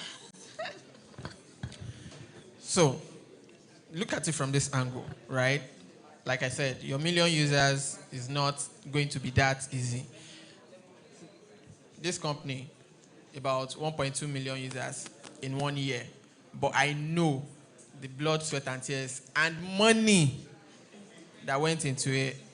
And this is a brand that does lending. Lending is easily one of the best things you can do in Nigeria right now. So I'm not seeing your 1 million users, because if you're doing 3% on commission for this 500K, that gives you 15K per transaction. And then you have 12.5 billion projected revenue. Can you see It's actually higher than that. That's actually 50 billion naira. If you calculate it from your end, it's actually 15 billion naira. No. I'm looking at it for each. What's it called? I'm not. You're that 1 million users. You know how many people you need to get 1 million users? Okay. Sorry to object you. Okay. Sorry to object you. We're actually planning to expand to other African countries, and we've actually been doing this just bootstrapping alone without raising any external finance. So if we're actually able to raise money, we can actually get it bigger than this. I agree, right? You're asking for how much? Just 5 billion naira. 5 million naira, $5 million. Naira. To scale to this. Not to scale to this. To do what? We actually need to increase our attraction. So I have a question. So Okay. when the 5 million naira finishes, what will happen again? Because we actually look forward to making. No. Let's Okay. be, What will happen? Okay. The thing is, I said for a 9 months runway. I'm not saying you are going to make that amount of money in 9 months' time. No, I understand, but let me be honest with you, Stephen Adeyemo. I think I might have met you before, right? You know, I honestly speaking, you are putting your brand in jeopardy by raising for 9 months. A safe is good. I'm not, whether it's a loan, equity, I don't care. But you say you want to raise for 9 months. So at the 8th month, what happens if what you planned did not exactly go the way it is? You're going to be back on this stage asking for what? 20 million naira. What you're building needs like serious funding. And so if you are still bootstrapping, then what you're looking for is long-term funding. You want to bootstrap, then you need someone that can give you this money and forget it for 12 years with you. And not come back until 12 years. And I'm telling you, 7 years, 5 years, this is not ideal. Product is good. But another thing is, on the stables of this event, everybody, you're the third person. I'm sorry, guys, please. So I can take his feedback, please. You're the third person presenting this particular product. I can also put an R invest in your line. If I'm not wrong, you guys are all alike. Right. So as they said, and as we've said, the feedback we gave, including the fact that 5 million naira for 9 months will not get you from here to there. All right. It's going to put you in problem. All right. You'll be running. I don't know if you take my feedback as solid. Thank you. Right? No, it's fine. But I know what I'm saying. So please relook, you want to say something? Yes. Okay, lastly, please allow me. we've actually pitched Ventures platform at Abuja. We got to the second stage of interview. We're about to do our due diligence and also text us. Okay. We did the second interview. Okay. The only issue we had with them was our attraction. They love our product. And that is why if you can get this amount of money, we're able to grow attraction and raise more. So you need it to properly stabilize, not it's to not, even yes, grow. you actually need to just get some more traction to get to bigger stage. It's not because we actually have a belief that once we raise this kind of money, we'll be able to make revenue in our business. We are not mostly liable on investors' fund. But ideal, please, but it's asking for it on the basis of long-term stuff. Am I wrong? That's what it's pitching here. Do you guys get what I'm saying?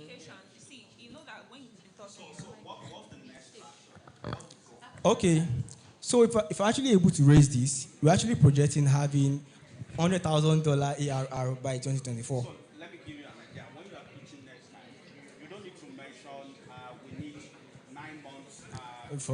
Okay. The goal is more important than Traction. the month. So what you want to tell us is what is the next goal and how much we get. You need to get that point. All right. So in this case now, you need 5 million naira. So to achieve what? 50K users and also $100,000 ARR. Oh, because that's what I said, like, you have to be clear, because trust me, if we start breaking down all of this, we'll take for that. I can tell you, for example, that your $625 won't do you any good for your... No, it says 625K, so at $1,000 to a naira, so that's 625 naira. So $625 for your paid advertising won't do shit. So, but we won't go into all of that now. Because this 5 million, you wrote your bigger picture for it. You're welcome, Stephen. Okay, thank you. Please, let's appreciate him. Wow. I don't know why some of us are afraid of mentioning this money. Mention the money. Just mention 1 billion. Mention it. Mention it. You mention 5, they are saying it's too small. Mention 5 billion. They will fear. All right. Team 10, please.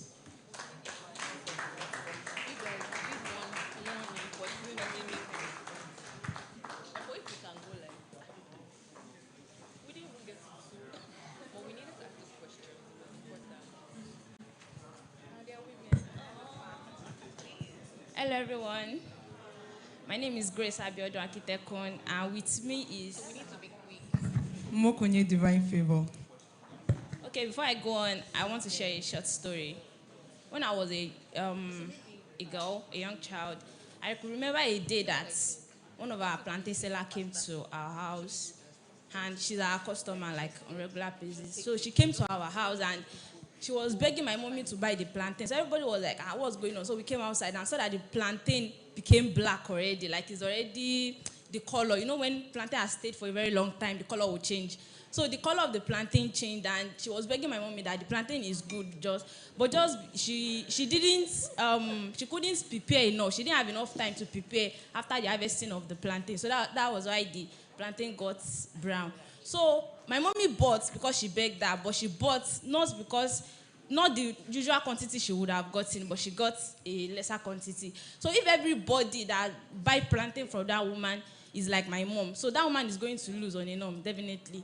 So according to the All Farmers Association of Nigeria report in 2023, 50% of the agricultural produce are wasted due to some factors like poor transportation network, lack of proper connection and direct connection between farmers and the consumers. And also, like, we have a lot of middlemen linking the farmers and the buyers together.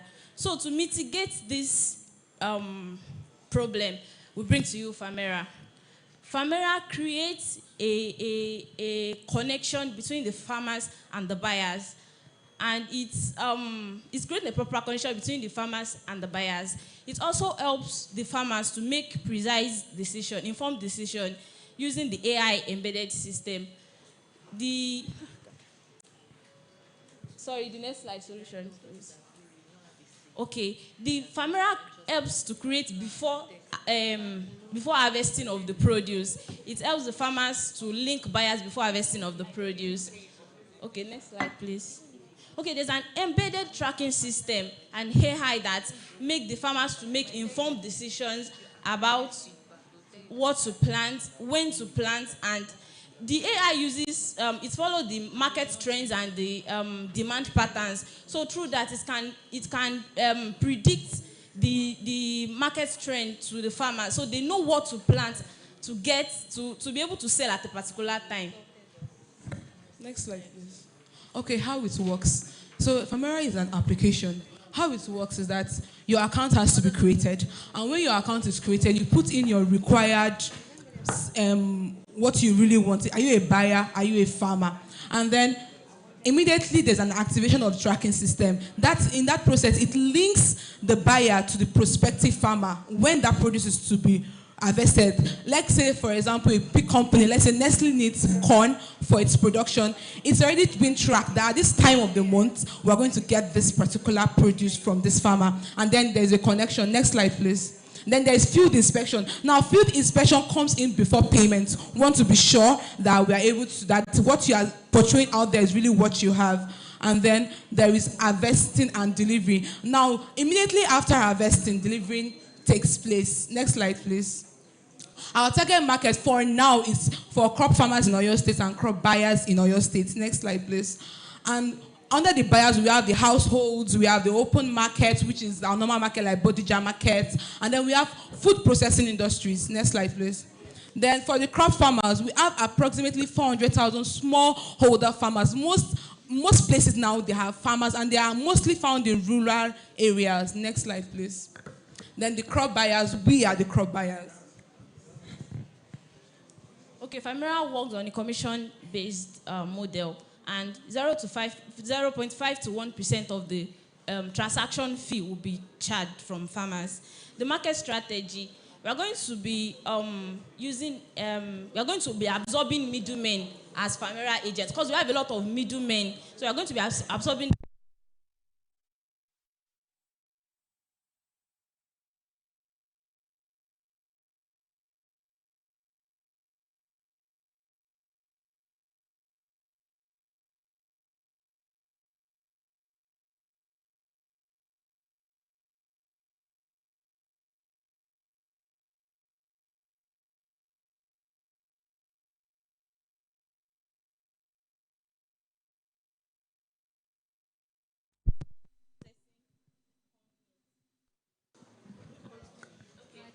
We have competition like Asuago and Crop Swap. What make Famira unique is that it creates market before the harvesting time, and it also uses a learning model.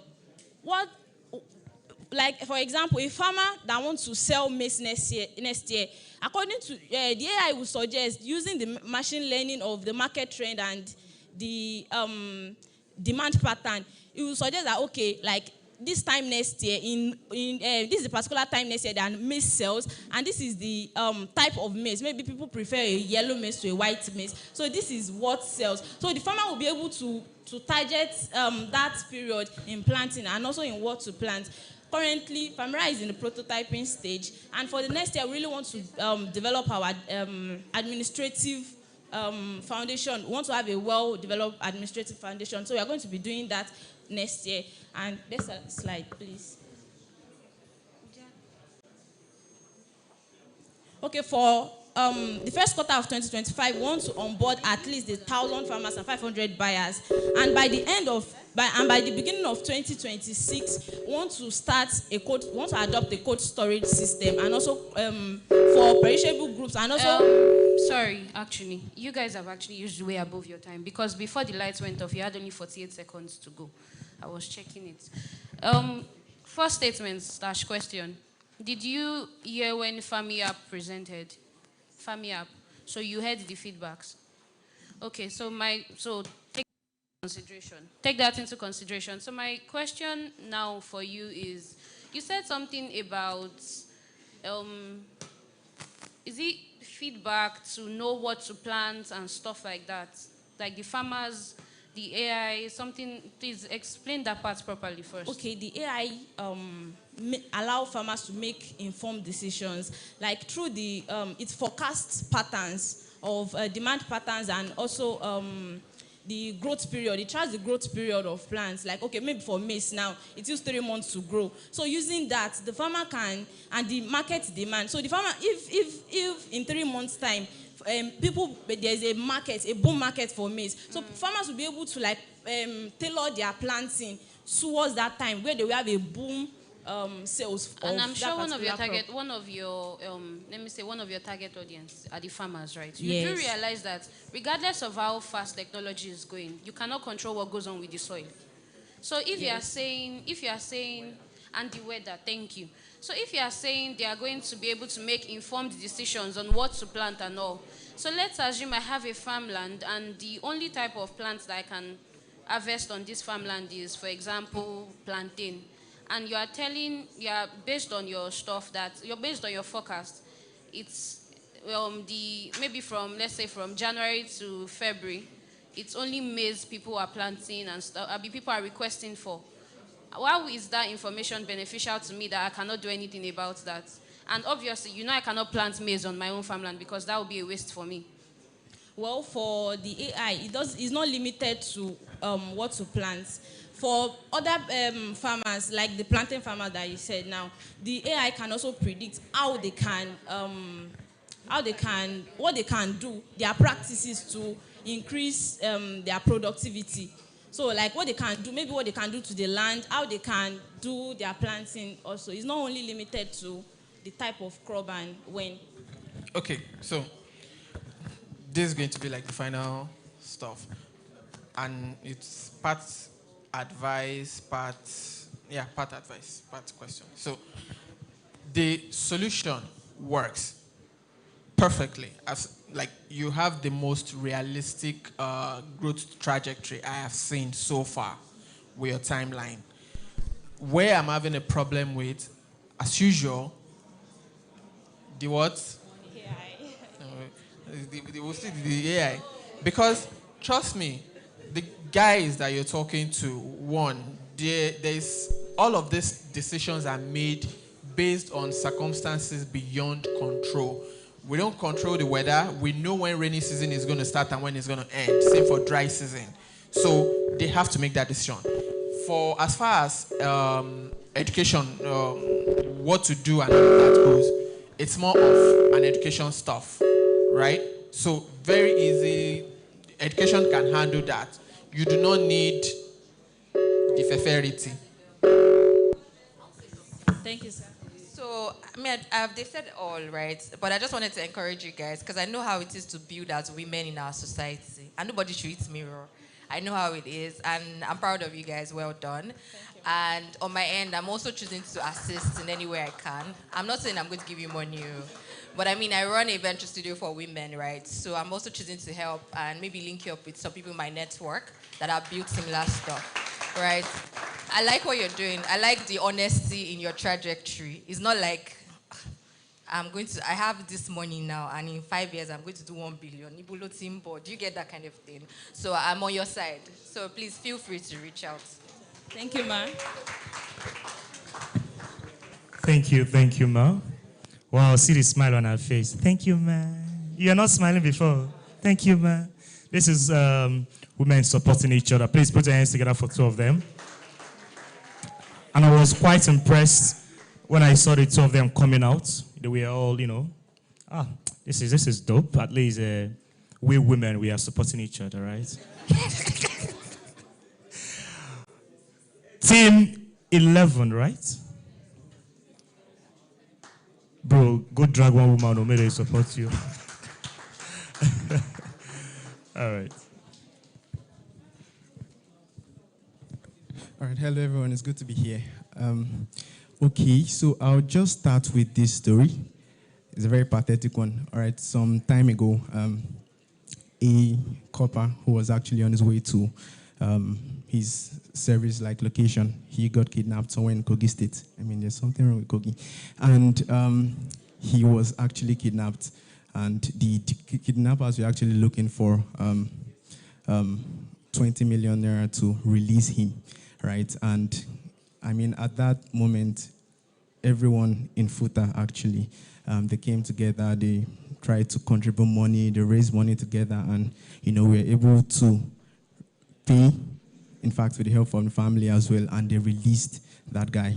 Talking also about my friend who was playing ball on the field and, got injured, and there was nothing for him to actually have the surgery that he would have actually needed, but people came together and they helped him actually to get the money that he needed. So, we've seen like two scenarios of how crowdfunding actually helps people.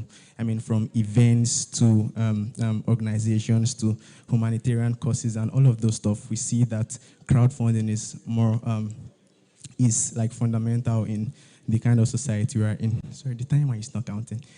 Okay. All right, so crowdfunding, that's like the whole essence of what we are coming from. FundMia is actually built to help and aid the process of crowdfunding. So let me go quickly and say that we observe that the major problem that is faced in the crowdfunding market currently is the problem of trust, where you really cannot even, those people who actually come up to raise funds for something, you really cannot just say that this person is actually genuine. And most times people maybe contribute and eventually discover that the money they even contributed for was not used for what it was raised for, right? And we also saw that there is a problem of reach. Where the people who actually now have genuine causes, to raise funds, they don't even have any access to reach those who can actually help them to raise.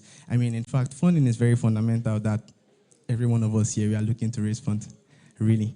So that's how it is. And FundMia was actually created to help the process of crowdfunding. So we came up with a solution, which is FundMia, like I said, and it's primarily to help with a kind of multi-step verification system that is going to help us to ensure that all the courses on FundMia eventually gets to be verifiable courses and courses that are actually true, that when you see someone raising money to help or help children, you are able to see that, yeah, this person actually helped the children he raised the funds for. Then secondly, we also built to ensure that there is a kind of community-based action on our platform where, those who actually have courses to raise funds, they get to raise the fund, as fast as possible through crowdfunding. And we are trying to target a market of about 10 million people consisting of children that are out of school. We are targeting students and creators. We are targeting NGOs and startups. And, we are targeting like a lot of them who in general, up till 2020, till this moment, they've raised as much as $700 billion. So we are trying to address a market as such. Currently in the market, there are competitors. We have GoFundMe, we have Kickstarter, we have Fund the Cause, we have Fund Niger, and one way what makes us unique is the fact that we want to make this particularly for Africa, even if it's not going to just be Africa, but we are putting specific focus on Africa since the majority of those countries, they do not have full functionalities that covers all the nations in Africa. Then we are also trying to create, like I said earlier, a secure multi-step verification system that is going to ensure that all the courses that are on FundMe are actually like traceable, and every fund that you actually, like every naira that you put on, is actually going to where it was actually raised for. Then for our business model, we are looking to earn from commission.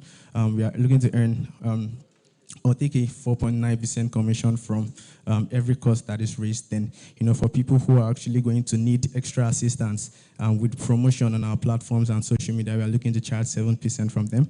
And for white label organizations who would also be engaging our software, or rather our website, we'll be taking 10% commission from them. We are looking to raise 7 million naira, and we are looking to use it for development and all of those stuff. So the journey so far is...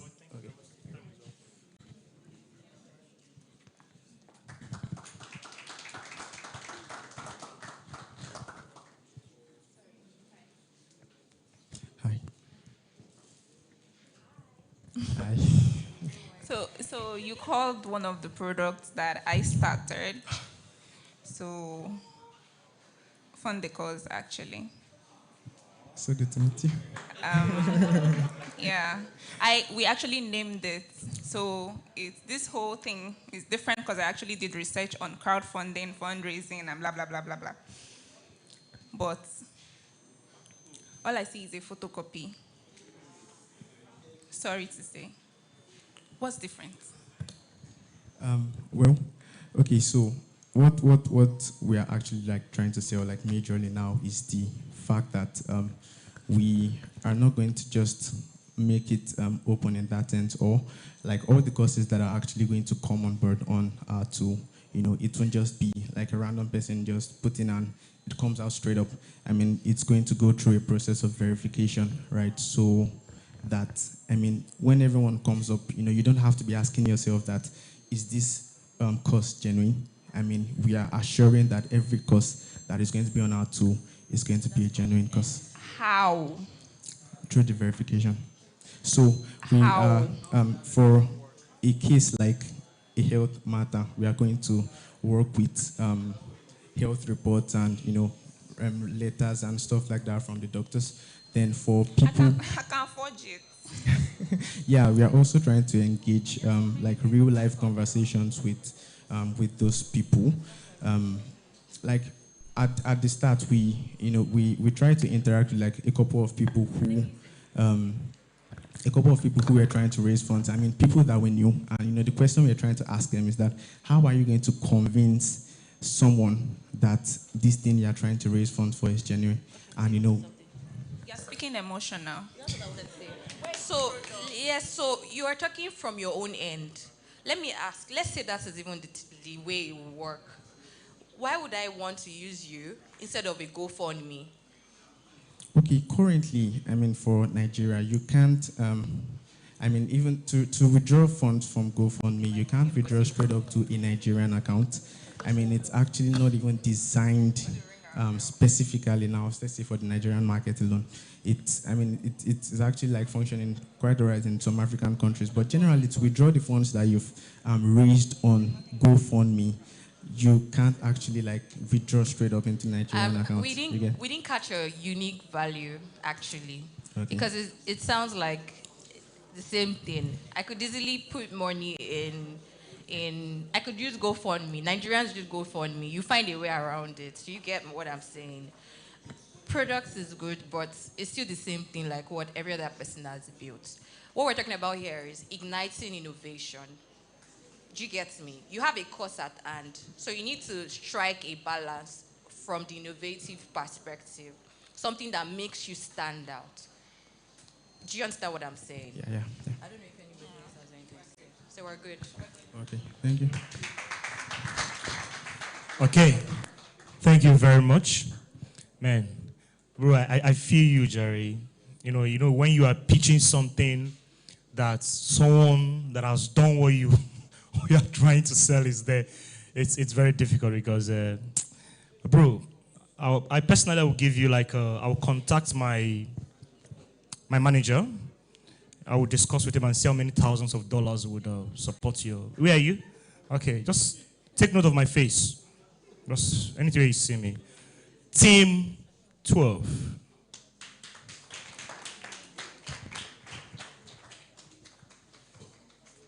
Yeah, good afternoon, everyone.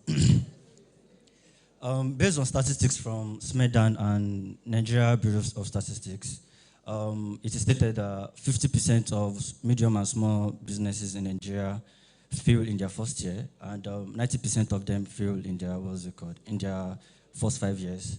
And based on research, what we figured out is that the major problem they face is financial management and lack of good sales.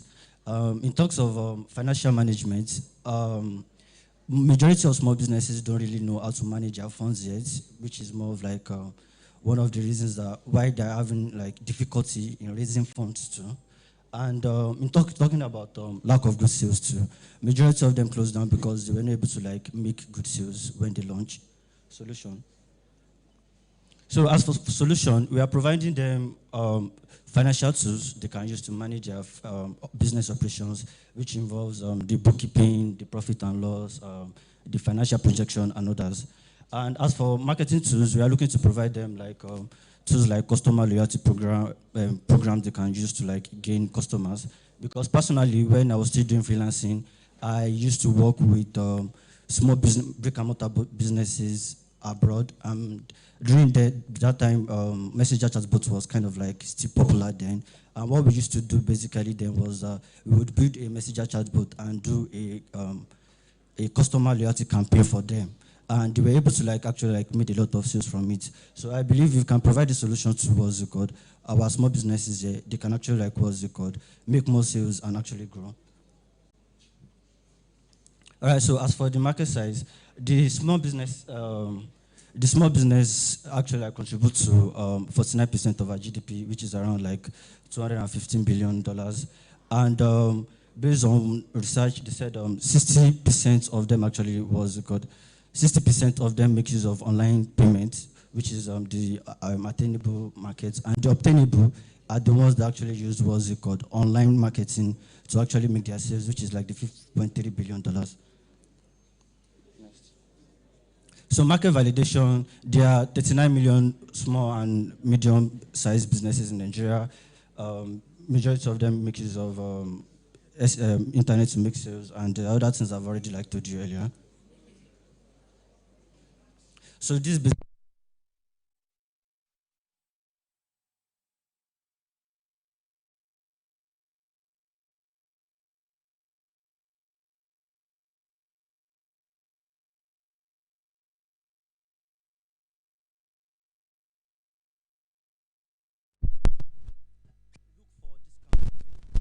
and you can actually like benefit from the discounts, like buy from it, probably 10% discount or something like that.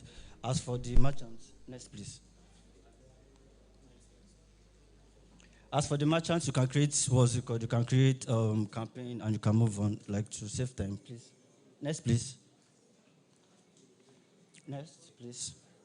So as for business model, we intend to charge Sunera on every transactions and negotiated percentage of sales on Interpocket. That's in regards to the discounts. And when we have like enough data, we can actually like run targeted advertisements. Because when I was still doing advertisement, I don't know for now, using Facebook, you cannot really like target people. Like how, like for example, I want to target UI student and all that. I don't know if it's like available now. Next. Okay, traction. Interpocket has actually been running, but this is just more of like a pivot because we stopped at some point to some personal stuff. But right now, we started like middle of last month and we're able to like get more than 1,000 users, which is basically like half of the users we have before we made the pivot. Right now, there are 8 vendors running like a campaign on Interpocket. Next, please. All right, our ask is 250K. We've actually validated the idea in University of Ibadan, and we are looking to move outside University of Ibadan to other part of Ibadan and to other part of Nigeria as time goes on. So the $250 is to scale. Next, please. Projected growth, this is 5 active users by December. As for the 10, it is about January, ahead of what's it called, ahead of Valentine's time in February. So as for experience, I have 3 years of experience in business development. I currently do business development for Talent Stream. It is a recruitment agency in USA. Abubakar Yinka is our CTO, and he does software engineering at Outmo. You can see it there. We have Mudashiru Miriam is also a co-founder, and we also have some other people in the team. Thank you.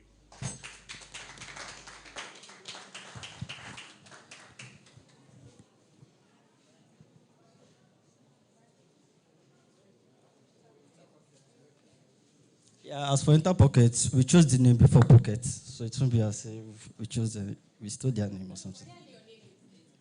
Thank you.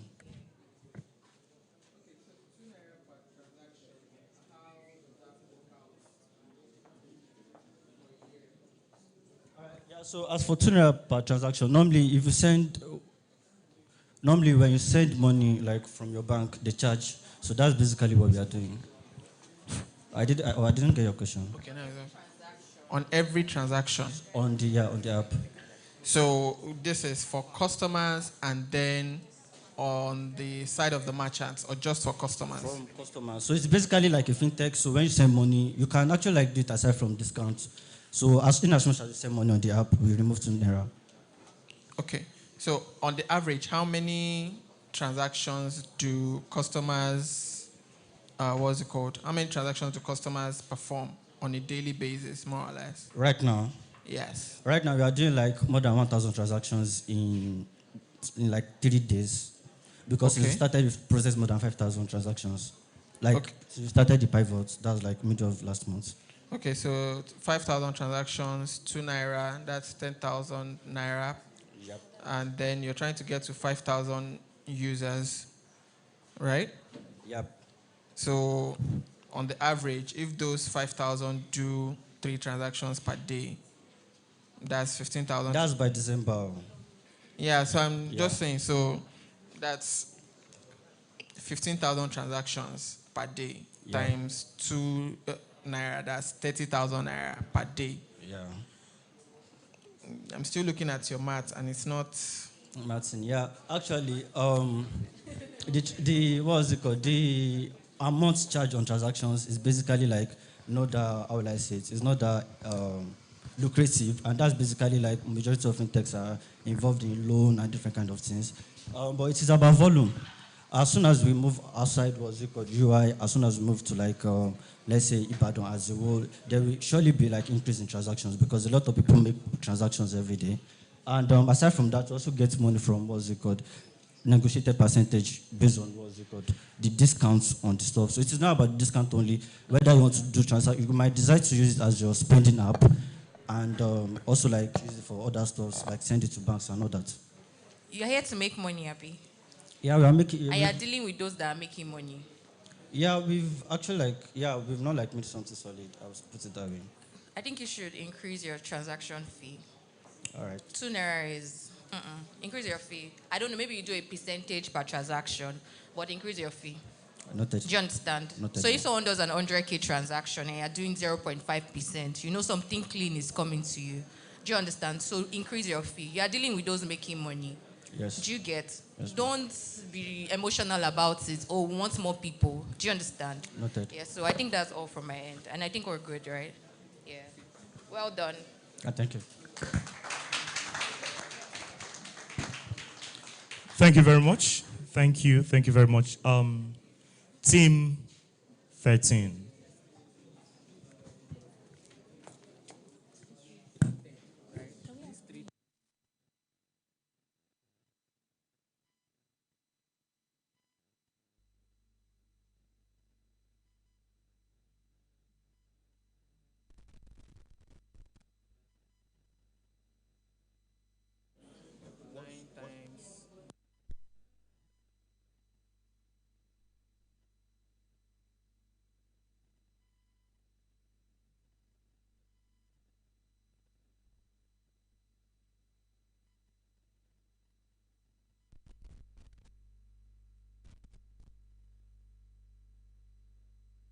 Okay.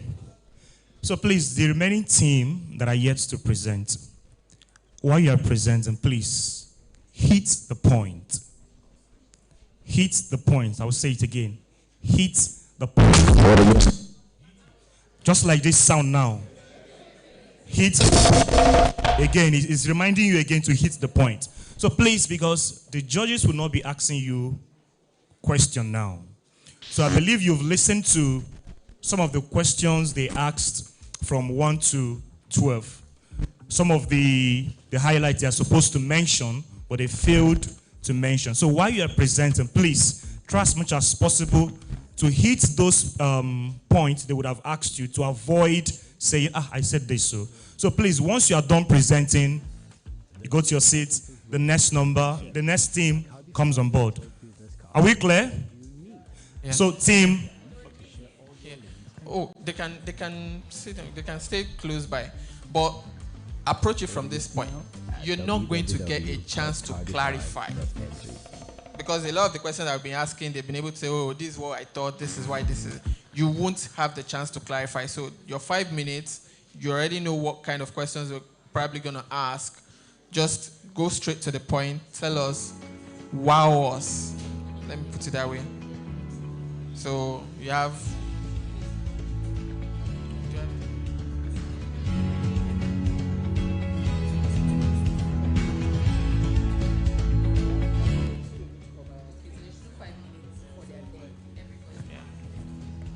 So I believe you heard from one of our judges now, Mr. Bellumi. Your 5 minutes, go straight to the point. Hit it. Wow. Give us your best. Wow. Blow this house. Team 13. Pay with Kia has a solution for you. Log into our web. Hey there. Have you ever mistakenly recharged excess airtime on your phone and you don't know how to fix it? Have you been gifted airtime and you prefer to get it as cash? Pay with Kia has a solution for you. Log into our website on www.kiakia.com.ng. Open a wallet with us and locate the WhatsApp icon on the website and click on it. And there you go. You will be attended to swiftly. No worries about a runner's airtime recharge. No worries about gifted airtime. Get swapped for cash right away. Pay with Kia. Payment made easy. Good afternoon. So I'd like to tell you a story. It's a story about Shegun, who has about 10,000 naira in his account. He has 9,000 dedicated to pay his bills for the week, and he wants to recharge 1,000 naira. And then, mistakenly, he adds one extra zero, and all the money in his account goes to buying airtime. He doesn't know what to do. On the average, daily, we have one person like Shegun who reaches out to Pay with Kia to solve this problem. In a recent survey that we carried out, where we engaged about 500 persons, about 68 of these persons say that they have encountered this problem of erroneous excess airtime recharge. 100% of them say that they know at least one person who has faced this problem. But the interesting thing is that they say that 40% of them say that they were not able to solve that problem when they had that problem. So Pay with Kia solved this problem. And what do?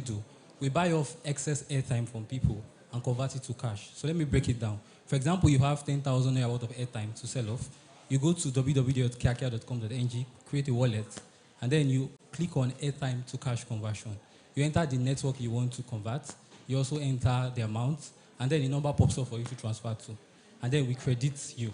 For example, currently the rate of MTN is 80%. So that means that we credit you with 8,000 naira, and then we get to save 2,000 naira for profit. Now, how do we make money from this business? It's more or less airtime recycling. So we gather this accumulated airtime from customers, and then we use it to buy bulk data on our website platform to resell. We also sell airtime in bits. We also have a loyal customer base of individuals and companies that consume airtime, bulk airtime on a monthly basis. Beyond this, we also have access to a community of bulk airtime buyers and resellers. And when I mean bulk, I mean people who can buy off as much as 500k worth of airtime to 1 million at a go. So we just recycle the airtime to make profit. The current market survey, a report from NCC says that we have over 194 million active SIM users in Nigeria. And about 4 billion naira is spent on airtime and data as at 2022. Now imagine that we key into just 25% of this market. That would be about 49 million active SIM users. And say we have 50 of these 49 million users who have this problem on a daily basis. And we make a profit of, let's say, 500 naira per transaction. And we do this concurrently for 30 days. 50 persons with this problem out of 49 million. That would amount to about 750,000 naira worth of profit monthly. Now, what have we done in the past 12 months? In the past 12 months, we've been able to successfully convert about 1 million naira worth of airtime of different networks. I will make a profit of about 200,000. Our projection for next 12 months is to double it by 4 times, or make it 4 times of this. Now, the future for Pay with Kia is that it's currently evolving to become a payment made easy platform. And a very long-term goal is for it to evolve to be a payment service bank. Now, what do I mean by it? When you open a wallet on the website, the money you fund there can only take care of data, cable TV subscriptions, and utility bills. But we want to integrate APIs whereby you can also transfer to other banks. And then we also make more revenue from it. That's basically it.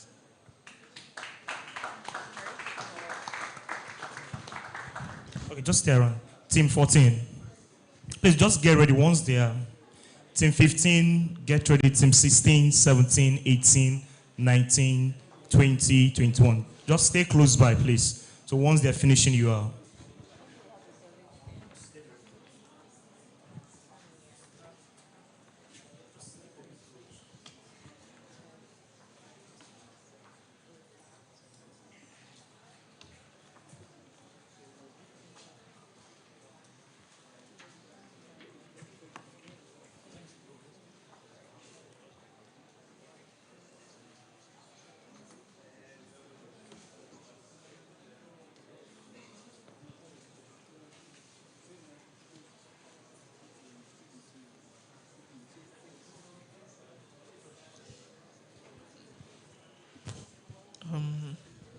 All right. Hi.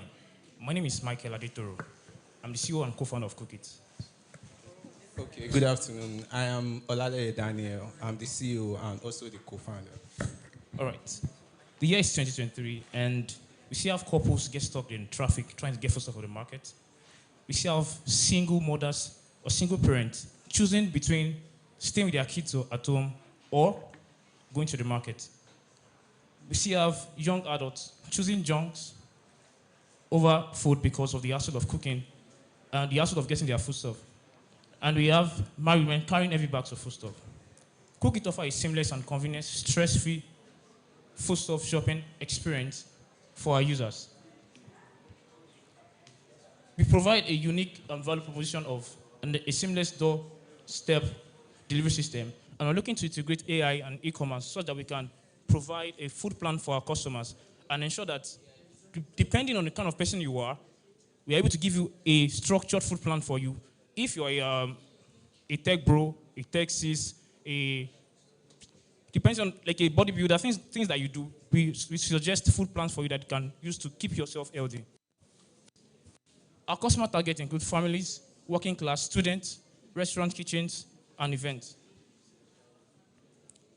Next slide, please.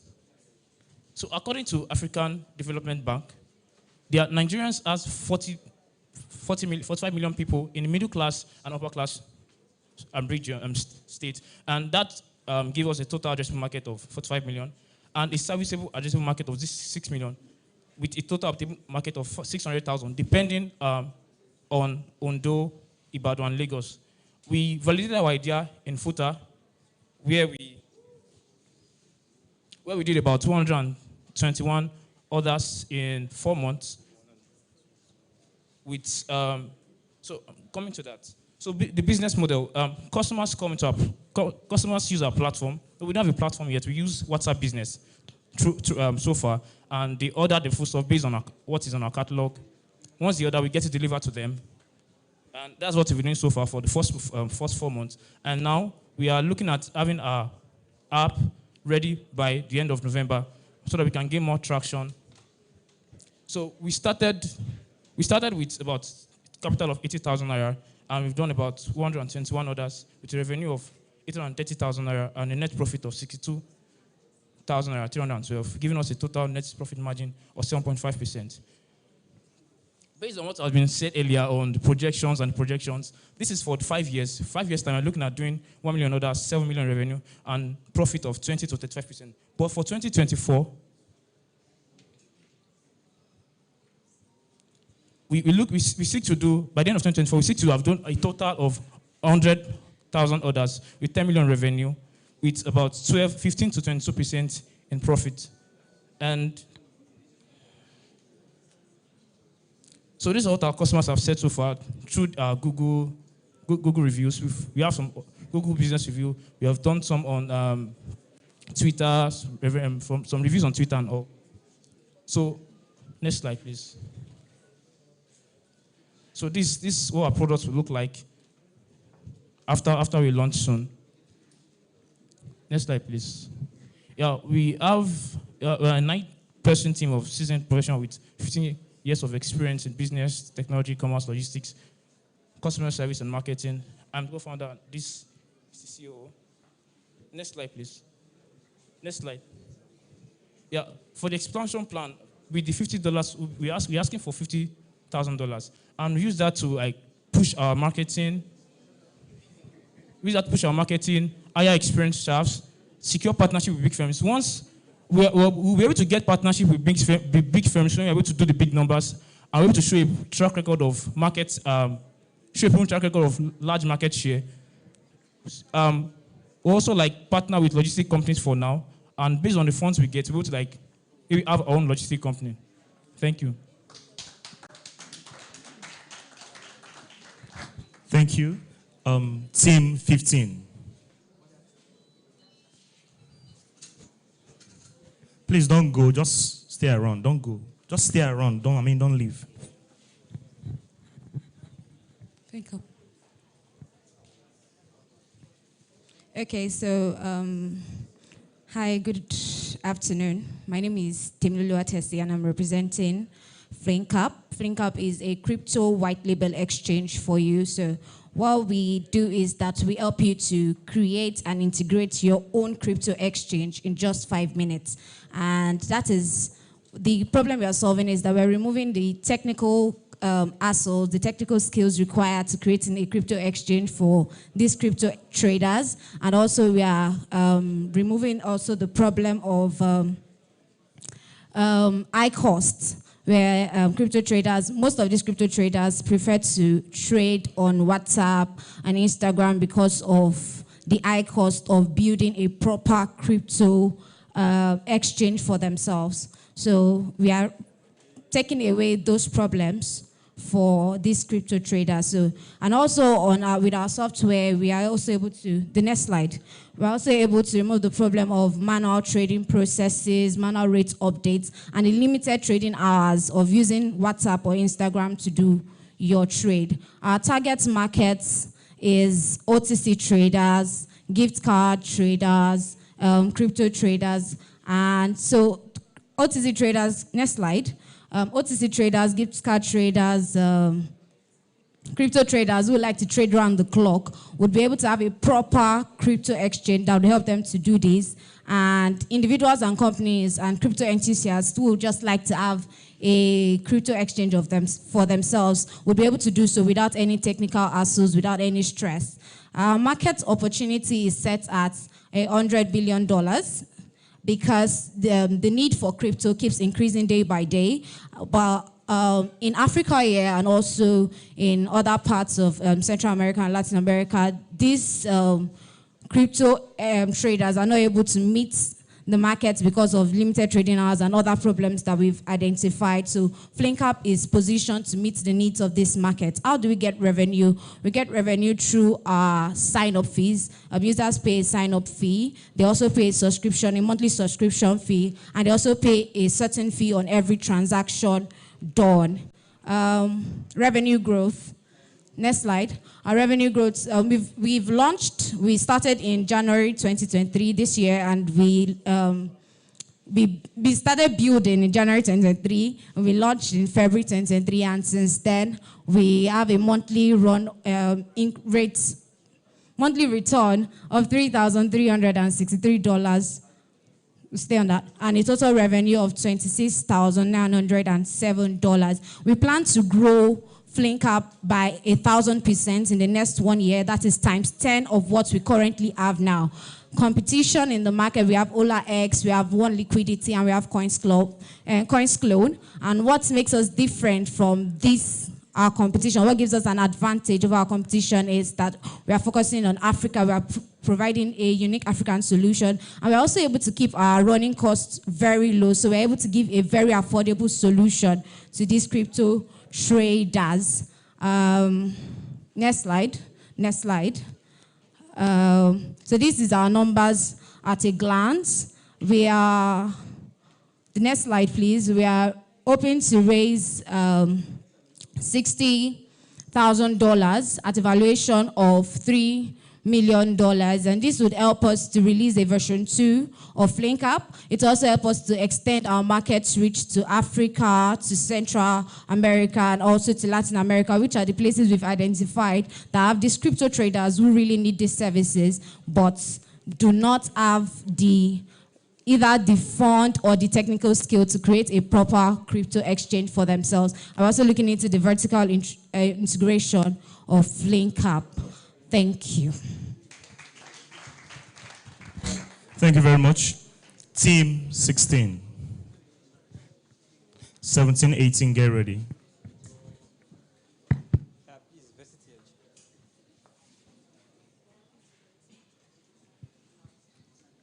Okay, I'm Olushola Shomiwa.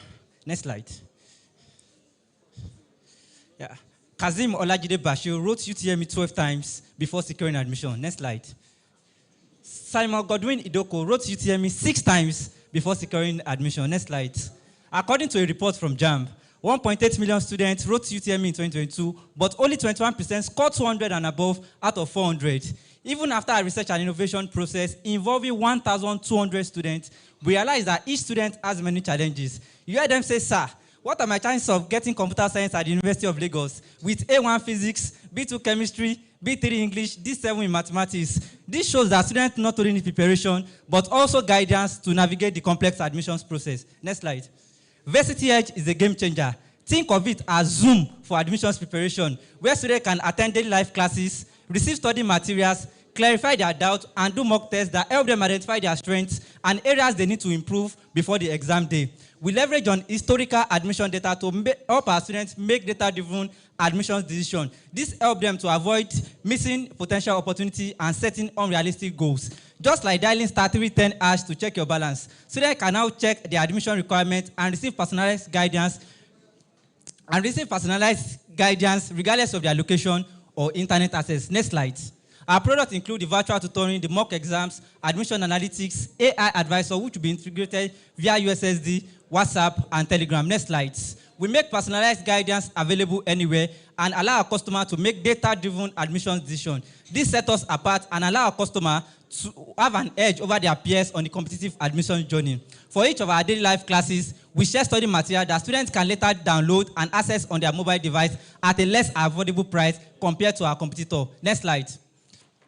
With 2.6 million students writing the entrance exams every year, we are focused on the 1.8 million students who write UTME and will later write the post-UTME. We are on a mission to achieving 40% of this market, empowering 720,000 students achieve their academic dreams. Next slide. As our users get closer to their goals, we make money. We are projecting that each student will have a minimum of 5 interactions with the advisor, 2 with the prediction analytics, 2 with the mock exams, and attend at least 15 tutoring sessions. This will allow us to generate a revenue of 8,700 naira per user per academic year. With 40% market share, we are projecting our revenue to reach 6.3 billion naira by 2026. Next slide. We have a combined experience of 17 years, cutting across education technology, entrepreneurship, operations management, marketing, and design. We have a strong working relationship of 4 years, dedicated and passionate about long-term success. We also have as an advisor the former Vice Chancellor of the University of Ibadan, who gives us expert advice and helps in securing partnerships. Next slide.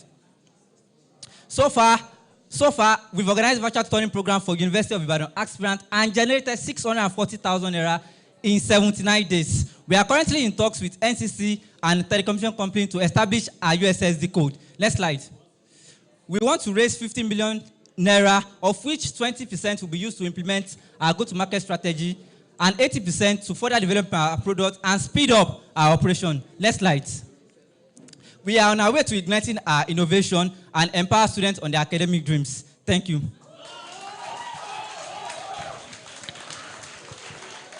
Okay, thank you very much. Thank you very much.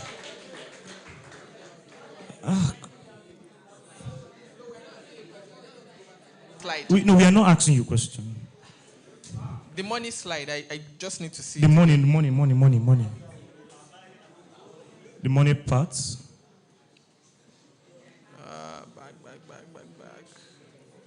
Yes. Okay. Yeah, the money is much, 6 billion.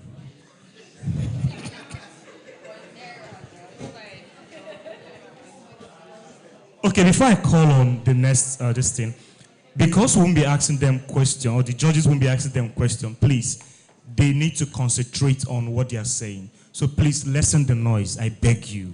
Please, just like when the guy was presenting, the noise was much. So please, Ejo, team 17.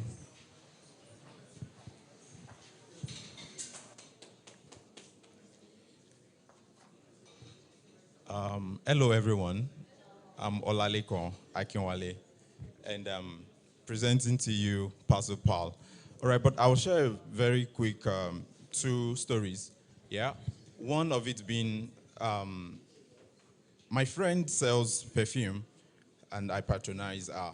I can as well just get this perfume from elsewhere, but because she's my friend, so I support her in my little way. And she moved out of the States, moved out of Ibadan and went to Akure. And me being supportive, I still patronize her. And then the money for delivery, was somehow, at a point, I started paying 2,500 on a perfume of 5,000. And at a point, I was okay with it. And after this first subsidy removal, I have to pay around 4,000, 5,000 naira to get my perfume of 5,000 naira to IB. So yeah, let me just run through it. So logistics has become increasingly, essential in modern days because there is a need. Everyone that's come here has presented one thing or the other, and then there's a need to move this product from one end to the other. Second slide. The Courier Express is experiencing rapid growth due to, the booming e-commerce. So I'm sure that all of us have on our WhatsApp, there's someone selling stuff, and then all these stuff that people are selling, when you buy it, it has to get to your house one way, right? And one of the challenges is that most of these products that are being sold to you, they are lightweight. Most of it under 5 kg, and then you have to pay very, very ridiculous amounts to get it to your doorstep. Most of it are from interstate. Some of it are, within the state. So more than 50% of packages, shipped daily within and across states in Nigeria are lightweight. Body care, clothes, appliances, and all of that. Shipping fee is a challenge, like a very, very big challenge. Another story, very, very quick, is the one, and I'm sure that all of us here have heard something like it. Like, do you know anyone coming to London next week who you can help me give a package to help me bring it? Because the other way is that they could have approached FedEx, and FedEx would charge them for something under maybe 5 kg or 5 kg. Let me just put it that way. And then you probably be charged 120,000 naira to get it to London. Pasupal is a peer-to-peer logistic solution that is cost-effective for users. Please do not panic because when you hear peer-to-peer, something comes in mind, and which is the security of your packages. So what we do is that we are leveraging on, and I will speak to interstate because we intend to do interstate, intrastate, and international. But starting up, we are starting with interstate first. We're starting with interstate first. And for interstate, the way it works is that if you have a package that you want to send to another state, so basically what you do is you go to our app, and you create a request order on our app, and then you select where you want it to, where you're sending it to. That's the destination, and you take this, your package. You take your package to our agent. So basically, what we do is that we have agents across park stations, train stations, and of course airport. But I mean, we're dealing with interstate at the beginning, the very early stage, and then we will scale up to the other part. But that's the bigger picture, actually. Please, next slide. Okay, will be made possible, by our user-friendly mobile app design for simplicity and extensive network in every state. So, what in that sense, we would have agents all across motor parks everywhere. Who, when you take this package to them, and then they vet it, because one of the problems would be that you can send a package somewhere, and then the person tells you, this package is this on the app, but it is another thing you are sending. And to avoid contraband and all of that and other challenges. Thank you very much. Thank you.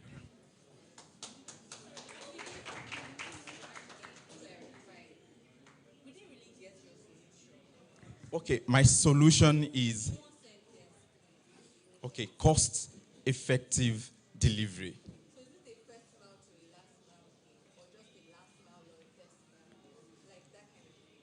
I don't understand. I don't get your question, please.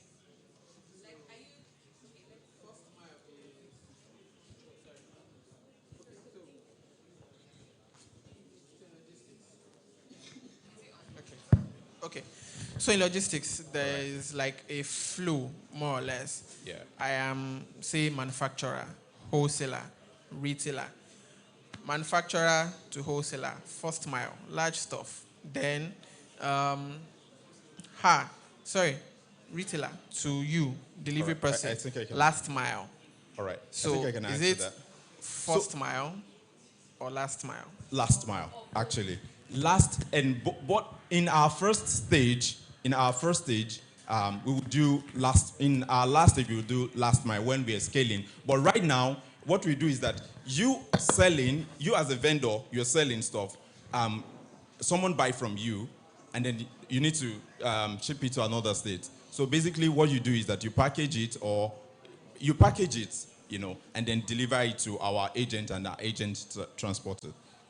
Okay. And what we use is, someone who is traveling to that state, which is you have a car, you are a car owner, you are traveling there, or you are even a passenger. But for the passenger, we will do a very rigorous verification. I think because of time, we just wanted to clear because we didn't get the solution. However, Right. just in case we miss it, check for like an Insta drop. You should check how they work. Like a messenger, like a smart parcel, like Fez. Although Fez is like a big brand, but what you're saying is part of what they do. So look at it and see where you really where you really are stated. Because what you were telling us was more of stories than explaining your solution in itself. No, it's fine. We will have this conversation. We just wanted to be clear because we didn't actually get it when you were explaining. So you can see it when it's time. We will. Okay, all right. Thank you so much. Thank you very much. Team 18. Please, let's appreciate him. That was for him. Please, let's appreciate him. 18.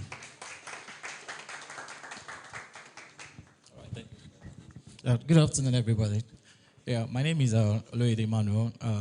I see the co-founder and the CMO of Quicker. And this is my founder here, is Prince Eniola Egbedele. So what we are trying to do before the problem, I'm just going to tell a story. Okay, one day I was going to travel, and then for like interview, so I forgot my writing materials, my pen, and an handkerchief.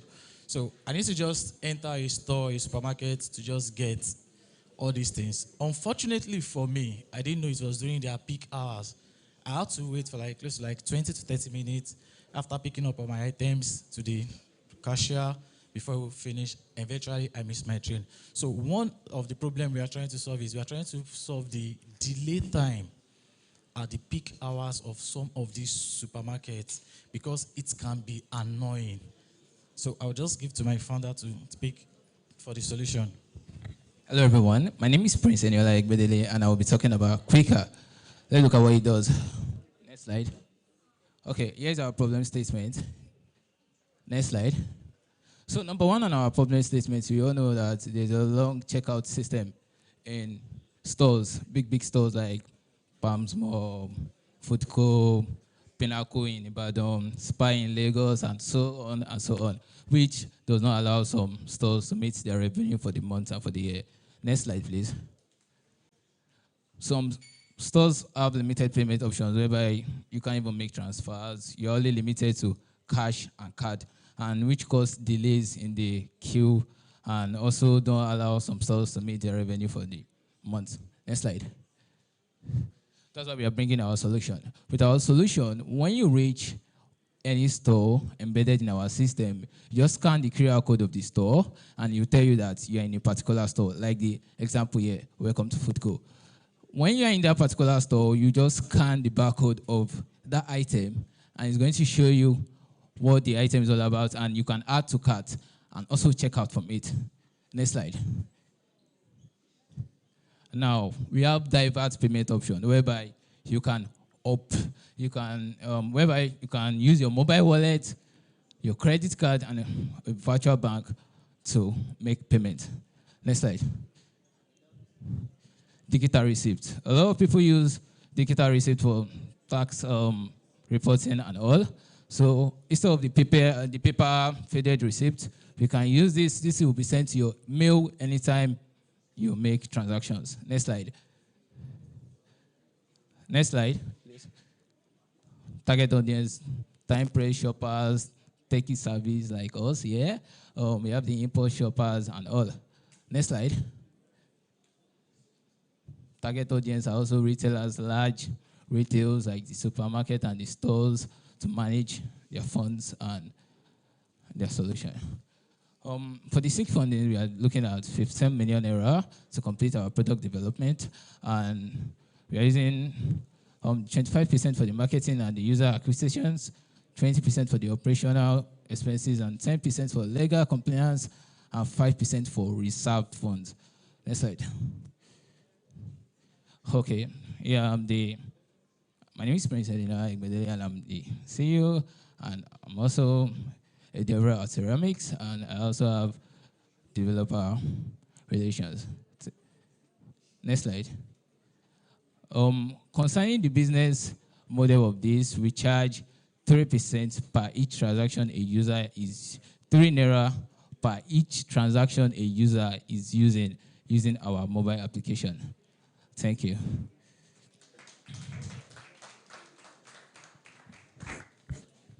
Thank you very much.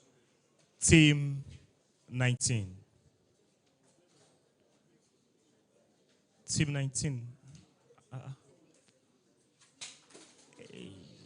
I'm so sorry.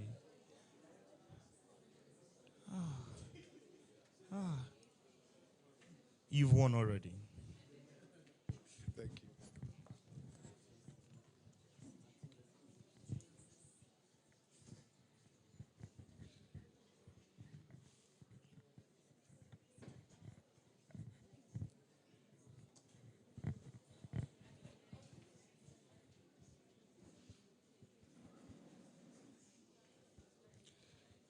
Good afternoon, judges. My name is Temi, founder of Dynamo, an Ibadan-based platform that connects cargo owners directly with transporters, for those looking for trucks on demand for intercity and intracity needs.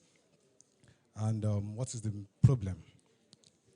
In Africa today, there is no single convenient place where you can find an aggregation of vehicles for those who need it.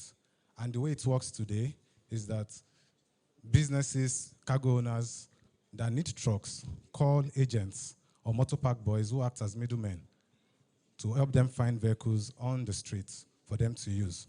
And in most cases, it takes these middlemen hours to connect cargo directly with transporters. And not to forget that the involvement of these guys within this ecosystem increases the cost and liability of transporting goods within the country. And also, these middlemen care less about the quality of the vehicles that they assess. So at Dynamo, what we do basically, like I said earlier, is to directly connect these cargo owners with transporters. In doing this, we eliminate the expensive middlemen, the untrustworthy middlemen. We also help our clients save time on transactions, as well as introduce transparency within this particular sector. So how do we connect this ecosystem? Very simple and fast. Cargo owners directly access our platform and put in the details, such as pick-up, drop-off locations, as well as details of what they want to move, how they want it moved, and when they want it to be moved. And our driver partners, who are the transporters, can access all of this information directly on their end of the dashboard, and in turn, bid for orders, available orders. And the last end of this transaction is the cargo owners selecting vehicles based on the transporter's pricing experience within that space, and of which they can then follow up and track. And in terms of the team, this is the team making this happen. We're actually a team of 7 with diverse background in logistics and technology, who can basically turn every challenges into opportunities. Our business model is very simple. We basically we serve as an aggregator basically within the ecosystem, where we charge 10% commission fee on every transaction successfully executed on the platform. And our market size. It is worthy to note that about 75% of the total cost of goods in Nigeria is brought from, should I say, the transport fares. And of the transport sector, road transport basically accounts for about 80% of goods traffic. So with a market size of $1.5 billion, there's a huge opportunity to digitalize this sector. About 156 million of this market is generated annually by 30,000 truckers.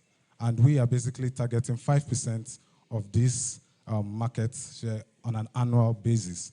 And in terms of our traction, in order to validate this idea, we engaged, in 2 months, we engaged 10 drivers, executed 30 deliveries, and some of the brands we handled were Golden Penny, we handled Flour Mills, we handled for La Casera and the likes. And within this time frame, we also handled deliveries across about 10 different cities: Abeokuta, Benin, Bayelsa, Abuja, Osogbo, and Ogbomoso nearby. And in doing all of this, we're able to unlock about 4.5 million naira for these drivers as income. And as a company, we had about 500,000 naira as revenue to ourselves. And what are we asking? We are seeking to raise a pre-seed round of about $100,000 in safes to help scale our capacity and make customer-driven upgrades to our services. 40% of these funds will be used for customer acquisition. Another 40% would be used to ensure that our technology and operations can sustain our growth. And basically, as the world is increasingly becoming interconnected, we invite you all to partner with us to accelerate economic development and sustainable growth through a well-connected ecosystem. Thank you very much. Thank you very much. Team 20. Team 20. Okay, Abi, make I speak for you. Hello, good morning everyone and good morning judges. My name is Bello Timney. I'm the founder and CEO of Belarus. Belarus is a food and grocery delivery app for African campuses. So if you attended college the last 30 years, there are these 3 issues students are facing apart from lecturers on their necks and assignment to submit. One is long wait hours at queue at the school cafeteria. So you have to, after going to class from like 8 to 5, then you have to go to the cafeteria to get food. Then you still have to queue for a long time to still get the food you want. The second thing is like the busy student schedule. Everybody does 8 to 5. Students do 8 to 6. And lecturers schedule classes even on Saturdays and Sundays. And also the paper feeding system. If you attend a private school in Nigeria, like Lee City, Babcock, and all these private schools, you have to prepay for feeding, right? So you have to, at the end of every month, you have to go to the school senate to go and get your feeding tickets and pay for food throughout that month. Now imagine what happens when you misplace your feeding ticket. That actually happened to me, so you are not going to teach throughout that month. So that's where Belarus comes in. We are a food and grocery delivery app for campuses where students can go through created menu on the app and order for food that gets delivered to them. Or they can choose pick up on their cafeterias that are just close to your dorm and get the food and pick it up when you're done from class. Next slide, please. So the next slide just shows exactly how our app works. You see the menu, can track the order if it's a pickup or a delivery. We have a wallet system, and it also shows a detail of the cafeteria you're getting food from. And the next slide shows about the market. It is public data that people spend more than 50% of their income on food. This even includes students as well. So the next slide shows the total addressable market of food delivery in Nigeria. According to Statista.com, the food delivery market in Nigeria is worth about $7.45 billion. And in Nigeria alone, it's estimated to worth over $2 billion.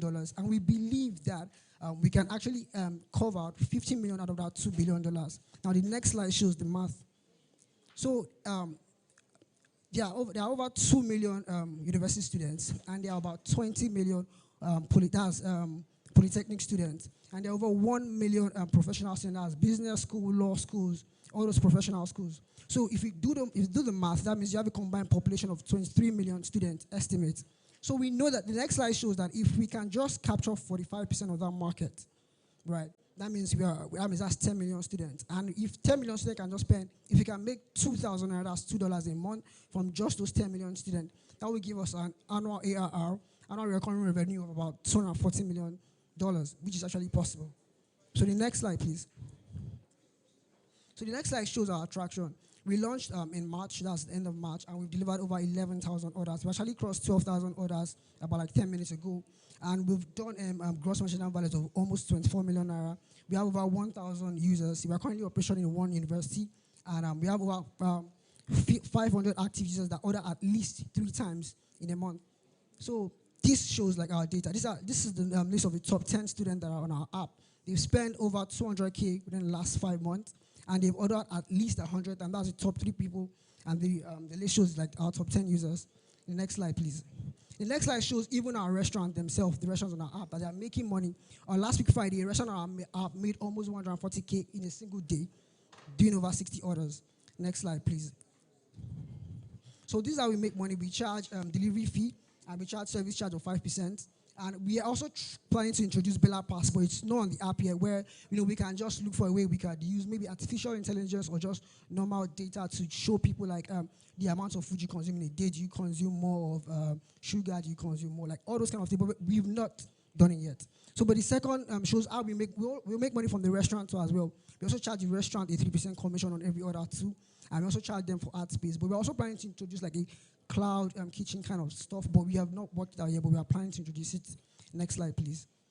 So we know that established brands like Glovo, Jumia, these are big brands, and they are focused on more on the general public, and sometimes their delivery fee might be higher, more expensive for students to pay. And we have the new people on the block, that's Bolt, Food Court, Chowdeck, Hey Food. And although they have affordable delivery fees, but they are more targeted on just general audience.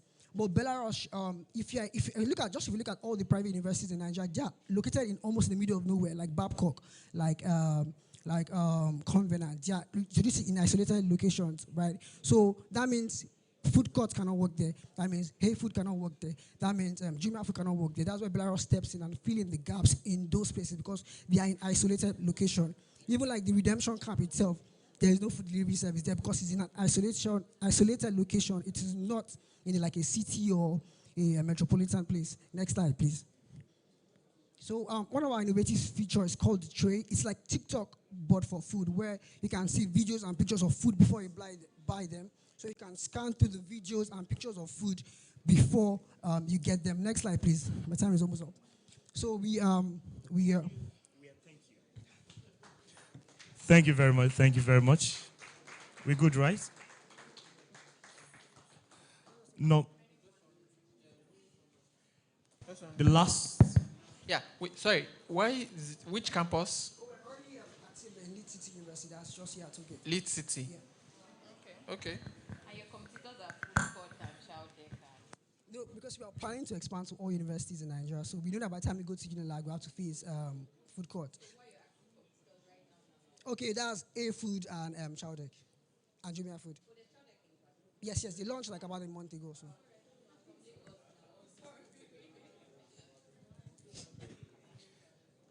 Ladies and gentlemen, the last but not the least, Team 21. Wow. Thank you. Good day, everyone. I'm Olale Akemi. I'm the visionary behind Ile Adulawo. What does it mean to be African? This is the very question that bettered Ile Adulawo. Ile Adulawo literally translates the land of the black-skinned man. And just like the name implies, Ile Adulawo is about Africa and everything that it means to be African. Black people all over the world have gone through years of trauma, from slavery to colonialism, neocolonialism, and imperialism. Because of this, there has been a yearning for a community of Africans where they can properly express themselves as Africans. And that is why we are passionately building Ile Adulawo to sell a unique African experience. Africans are at the risk of dwindling African cultures and tradition. And we've segmented these into three.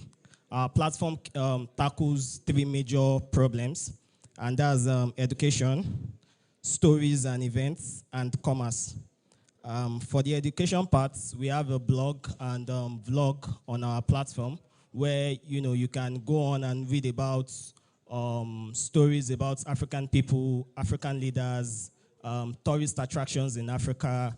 Our vlog also detail some of these places, which takes me to the second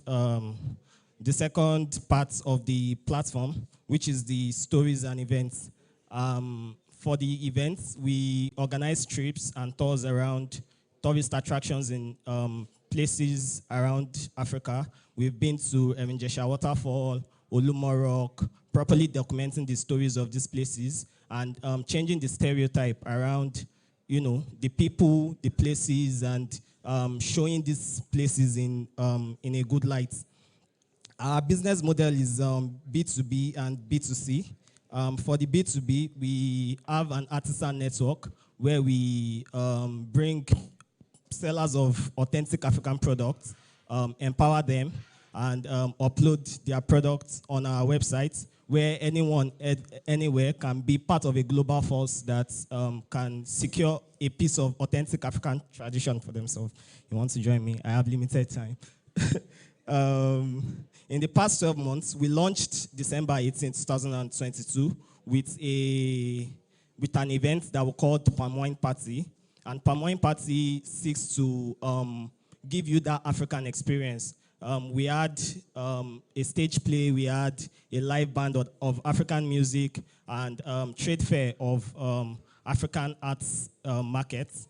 And in the past year, we've completed 5 trips around Ado-Awaye, Eminjesha Waterfall, Idonre Hills, Olumo Rock, Mapole, and Bawas Tower at Okeare, which I see right there. On our blog, we have an email list of over 2,500 subscribers, and we've also laid foundation for the e-commerce platform by categorizing them into proper categories ranging from fashion, home and interior decoration, etc. All of these have seen us generate a revenue of over $1,000 with an ad spend of $200.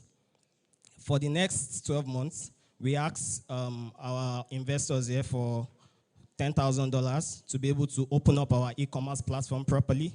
We are currently training the artisans to be able to upload the products by themselves, training them on SEO, digital marketing, and how to just navigate and all of that. And for that, we charge 10% over of every item that will be sold on the platform. The market share for the cultural commerce is not known globally. However, I found a source that says it's $200 million. That's very agreeable, but I think it's around that as well. Please, I still have a bit more time. Can you go to my deck, please? Yeah. In the next 12 months, like I said, we plan to open up the e-commerce platform We plan to expand to other African countries and also launch a mobile application that would, a robust mobile application that would house all of these solutions. We also plan to open up an art gallery, and come December 16th, 2023, we have Palm Wine Party 2.0 at the National Museum of Unity, Aleshinloye, Ibadan.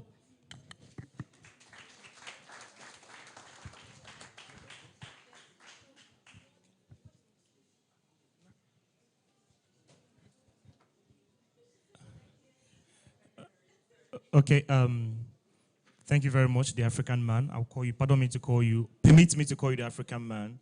So, but you didn't come with palm wine, I was supposed to test now. Do you understand?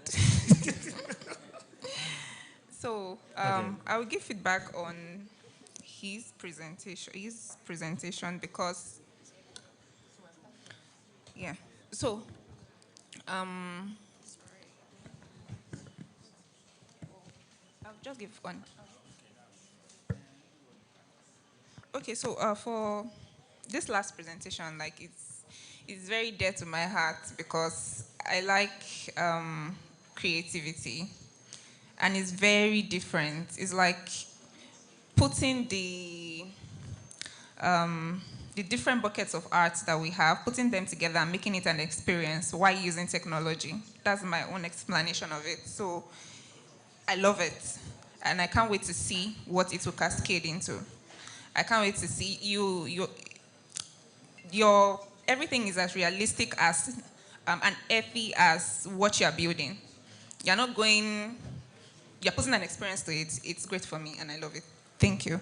But not for you, actually. For Paso Pal, there are so many loopholes in your solution. Fraud, carrying contraband, somebody running away with my product just because they told me they are going to Ibadan and I'm giving them and trusting them with my product. And fear of damage also, that is actually not, I didn't see the consideration to that. This one is for Paso Pal. Yeah, those two. Okay.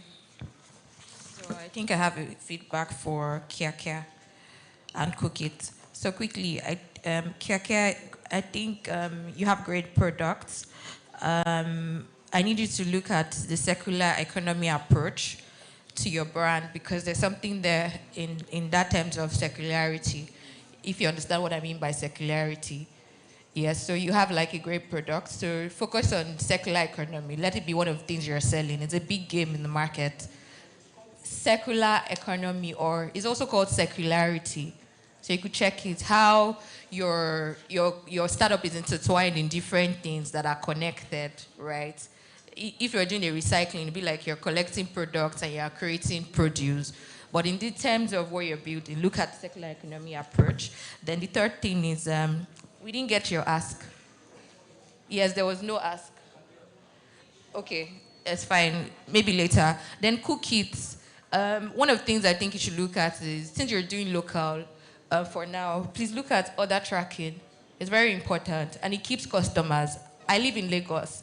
Why my people use food courts and Chow Deck? I'm a Chow Deck fan, not just because my friends built it, but I mean, the fact that I'm a preacher of Chow Deck, if you know me, because I can see that my food has left, it's coming, it has arrived, I'm getting a call. Do you get what I'm saying? So try and order track. Belarus is doing that. You have an amazing product, by the way. Where's Belarus?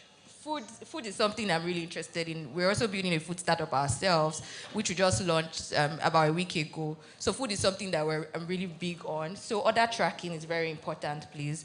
You have an amazing product. I don't think I have any feedback, right? Yes, well done. So I think that's it from my end. So Kia, please take it, Cook It, take your feedback. The Diversity Edge, you have an amazing energy, but I see that you're trying to sell your product. Why are you? So why did you say your competitors don't have what you have? Lesson actually has all those things you stated. Do you get? Do you understand what I'm saying? Lesson has it. I am sure of that. Boy builds, available anywhere, something like that. Your first tag. Yes, lesson has it actually. Maybe not on the scale at which you're performing, but they actually have it. You get? So you need to be careful about placing other platforms because you're trying to sell yourself. But trust me, you have an amazing product. That's my feedback. Thank you.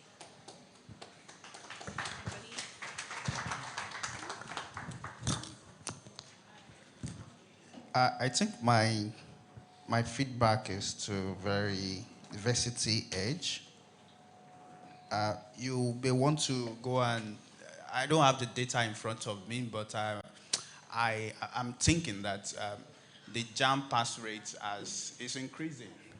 I mean, from years back to now, it's kind of increasing, and universities are kind of lowering their entry rate. What's it called? Cutoff mark. So that need, we need to validate it more. You need to say it more than people are failing. The data of JAMB is, yes, it's massive, but you also want to look at how well is increasing or decreasing and all of that. So that is one. I wanted to actually ask about where you are in your USSD execution. You said you're currently speaking with an agency. Yeah. Where are you at? At the moment, so as we considering talking with USSC, we are talking with African stuff.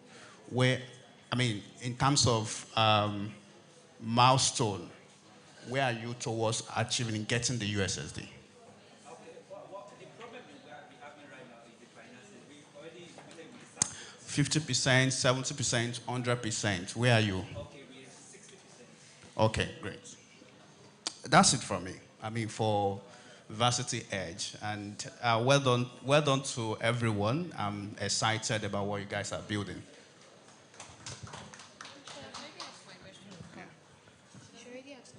Okay.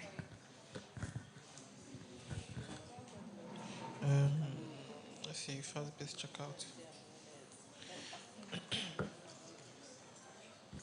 Okay, so for me, Paso Power. A major issue is with security and security, more or less, because all of it ties into security. So if I'm traveling tomorrow and I help someone pick up something, you already mentioned, not carrying contraband, but then ensuring that the item gets to where it needs to get to. And then there's this thing, so personally, I'm not a fan of sending stuff via buses and stuff, because then they'll get to a road and then start calling you, and then you're like, hey, Mama Law, and things like that. So, like.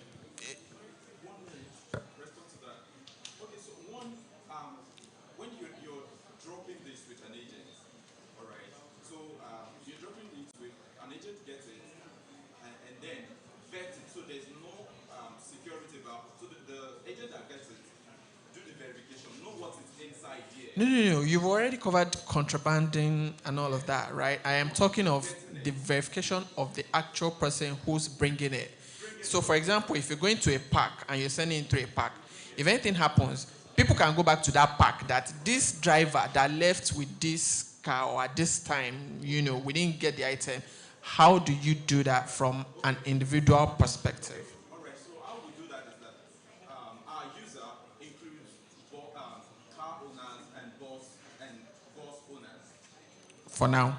Yes, for now. And then we would build on having regular traveler commuters, but with proper background checking. Okay, still not convinced. I can handle drivers and bus, which is fine. I think by the time it gets to individual people, it becomes shaky. But I'll take your answer for bus drivers and stuff. Then, Dynamo. Have you heard of truck? Truck. TRUQ. You haven't? Guy. Nah, just truck. Truck is in Lagos, owned by William Fatayo. See, one of the things that you guys need to constantly think about is research. Like, if someone else is doing what you're doing, you should know exactly what they're doing and what mistakes they're making and all of that for you to come and do it. So if you don't know about truck, I don't know what else to ask you.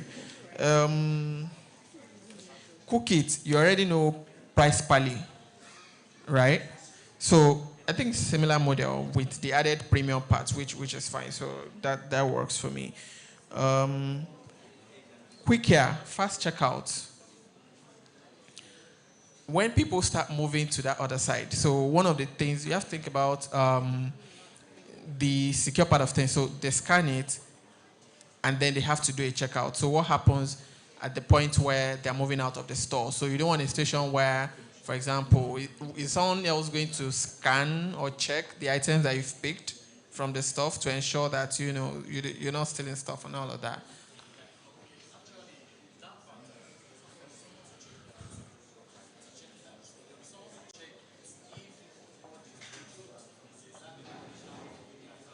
Okay.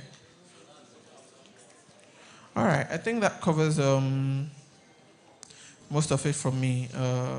Belarus, you already confirmed that you're in Lead City. I don't know how many students are in Lead City, but if you already have 1,200 people as your users, I think you have a really, really great future. So I think.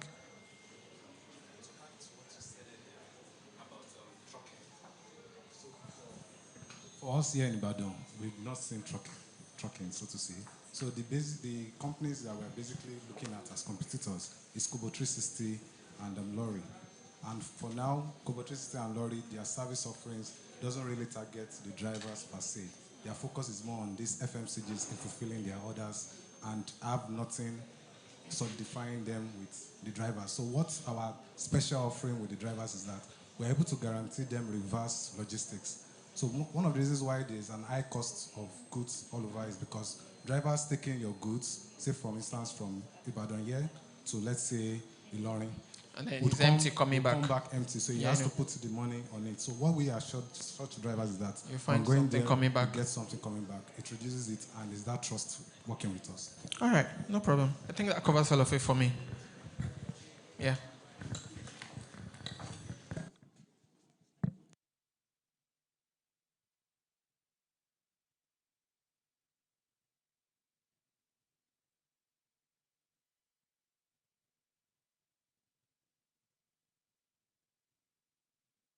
Okay. Please, can we put our hands together for our judges? Clap well, oh.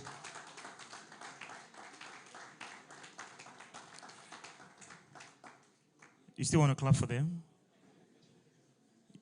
The more you clap, the more you have chance of... I'm being serious this time around.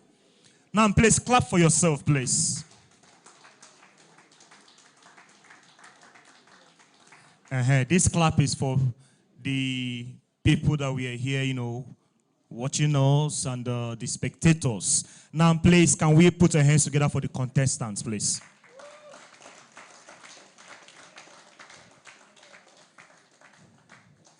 To be frank, while you guys were, pitching, in my mind, I was like, wow, all these billion, two. And the funny thing is that you are not even mentioning in naira. I just get mind, $1.2 billion. I'll be like, see this one. It's easy to, in my mind, I'll be like, I wish this money can just, like by mistake, just whoom, enter my account. So once again, I would like to appreciate the organizers of this wonderful event. And also the media team, they've been, doing great. Can we put our hands together for the media team? They are doing great. Especially this my man that has been looking at me. One smile, just they look me. Please make sure I appear there. So for all the contestants, please, once you are done, after the head of committee for this particular Pitchathon, once she gives a remark, you go behind at the registration booth. You get there's a package, you have a package, and inside that package, there's another package. So then when you get that package, you bring it to me. So when you bring it to me, you now get the real package. You get what I explained, right? So now once you are done, you go there, get your package. But that is not the real package. So when you get the package, inside the package, there's a package you see there. So bring out the package, then bring it to me to get your real package. So thank you very much. Please clap for me now. Okay, ladies and gentlemen, my name is Justus Richie. They call me the MC with the magical voice. I'm an MC, a public speaker, and an emerging leader. You know, we are all pitching, right? So let me pitch too. May that sound system not born. So just allow me to do what I want to do now.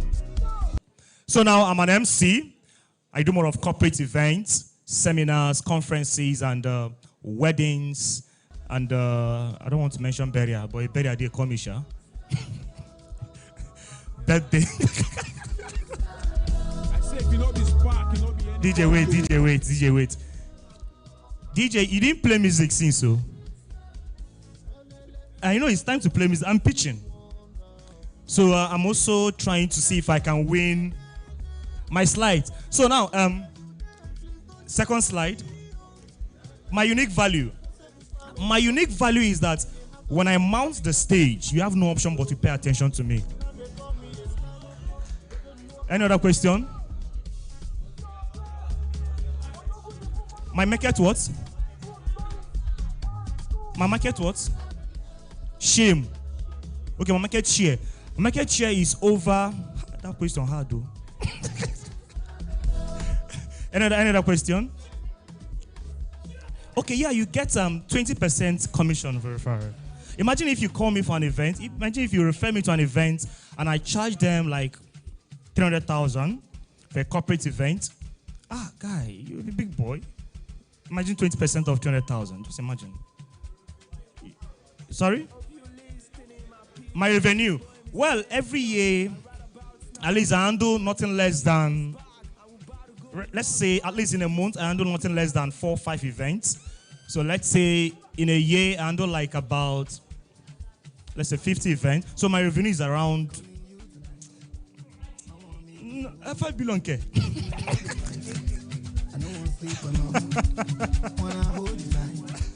So what's my what? My rate. So it depends. Okay, how much? I love that question. How much I want? My axe. I want $10.10 billion. You've been mentioning billion now.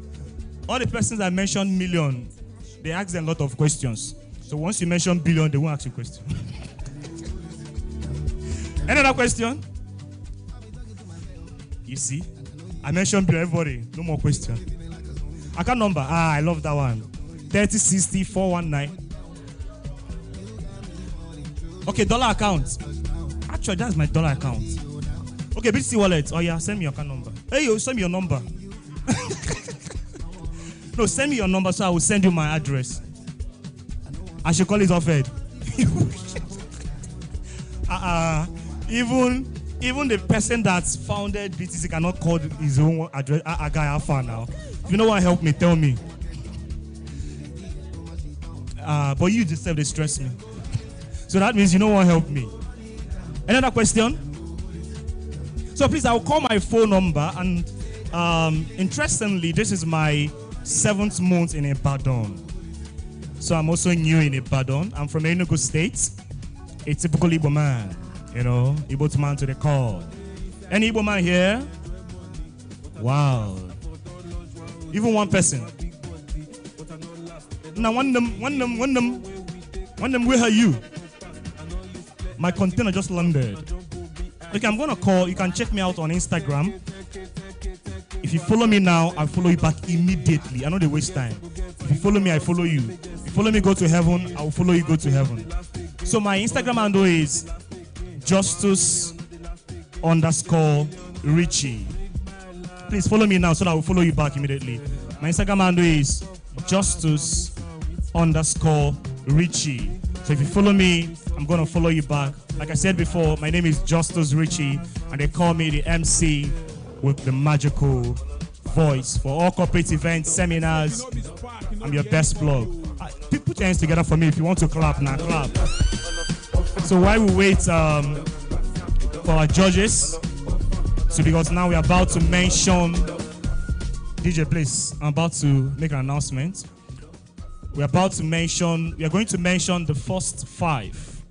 Amongst the 21 contestants we had today, we're going to select the first 5, and this first 5 will be pitching on Saturday. But now, if you happen not to be picked, the interesting thing is we have lots of, at least about 10 to 11 investors came to this event, or we are in this event. About 10 to 11 investors were seated in this event, but you know them. So if you were not picked, there's still chances that those investors cited you, and some of them are already looking at me. They cited you and they knew. No. Is it new? Or no, Abi? Okay, new is past. No is. We are Nigerians. My mother tongue is Igbo. But they knew quite well that there were a lot of persons that are good. But the truth is that we only need 5 persons. So if you are not picked, or if you happen not to be among the 5 persons, rest assured that you're good. And I'll try as much as possible to adhere to the corrections being pointed out by our wonderful judges. They've done wonderfully well. Please, once again, can we put your hands together for them, please? It's not easy. And for some of you that have been here since 10 o'clock to this moment, this is okay, this is past 12.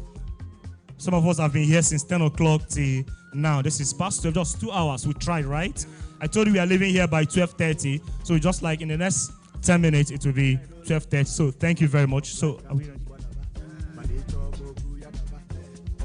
Okay, but before the announcement, it's a big announcement, I would like to give the microphone to Mr.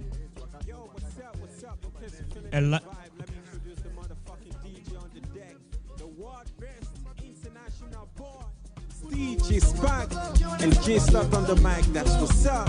Yo.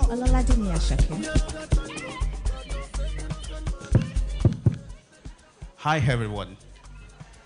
So when you guys were pitching, I could see common mistakes, and I mean they are just general feedback, and it's common across almost all the teams. And the first one is when you are stating your problem, you're not just going to tell us that these people are facing X problem. You want to tell us what are they currently doing to solve that problem, and what are you doing better. That difference is lacking in almost all the pitches. So you just tell us people find it difficult to get something in the market, and this is what you're, but they are currently doing something about that. So how are you solving that differently? And the second one is, pitching is a serious business. So when you are on the stage, be mindful of what is important to your judges. You have the score, you probably have the judging criteria before now. Focus on actually delivering on that. So don't just, and then when they are asking you questions, go straight to the point. And the third one is actually startups. When building a startup, startup founder, I'm also a startup founder. Well, I do that at scale in a venture studio. But we are very optimistic kind of people. And so we look at the future goals and future plans. We want to be this, we want to be that.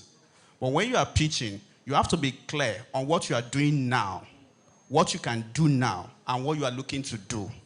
I saw a lot of you, you came here, a lot of you were saying AI, machine learning, and all of those things. And then what you did is that you kind of made your problem or your solution, what you're trying to introduce to the market, very unclear. So you thought that maybe if I mention AI or big terms, big technologies, it will wow the judges and all of that. You also don't want to be mentioning so many things. It is not, we are not going to score you high because you are saying so many or because your business will do so many things. Focus on one thing. You are a early stage startup. You should be solving one problem. Not two, not three. Just one problem. And it has to be clear. That's it.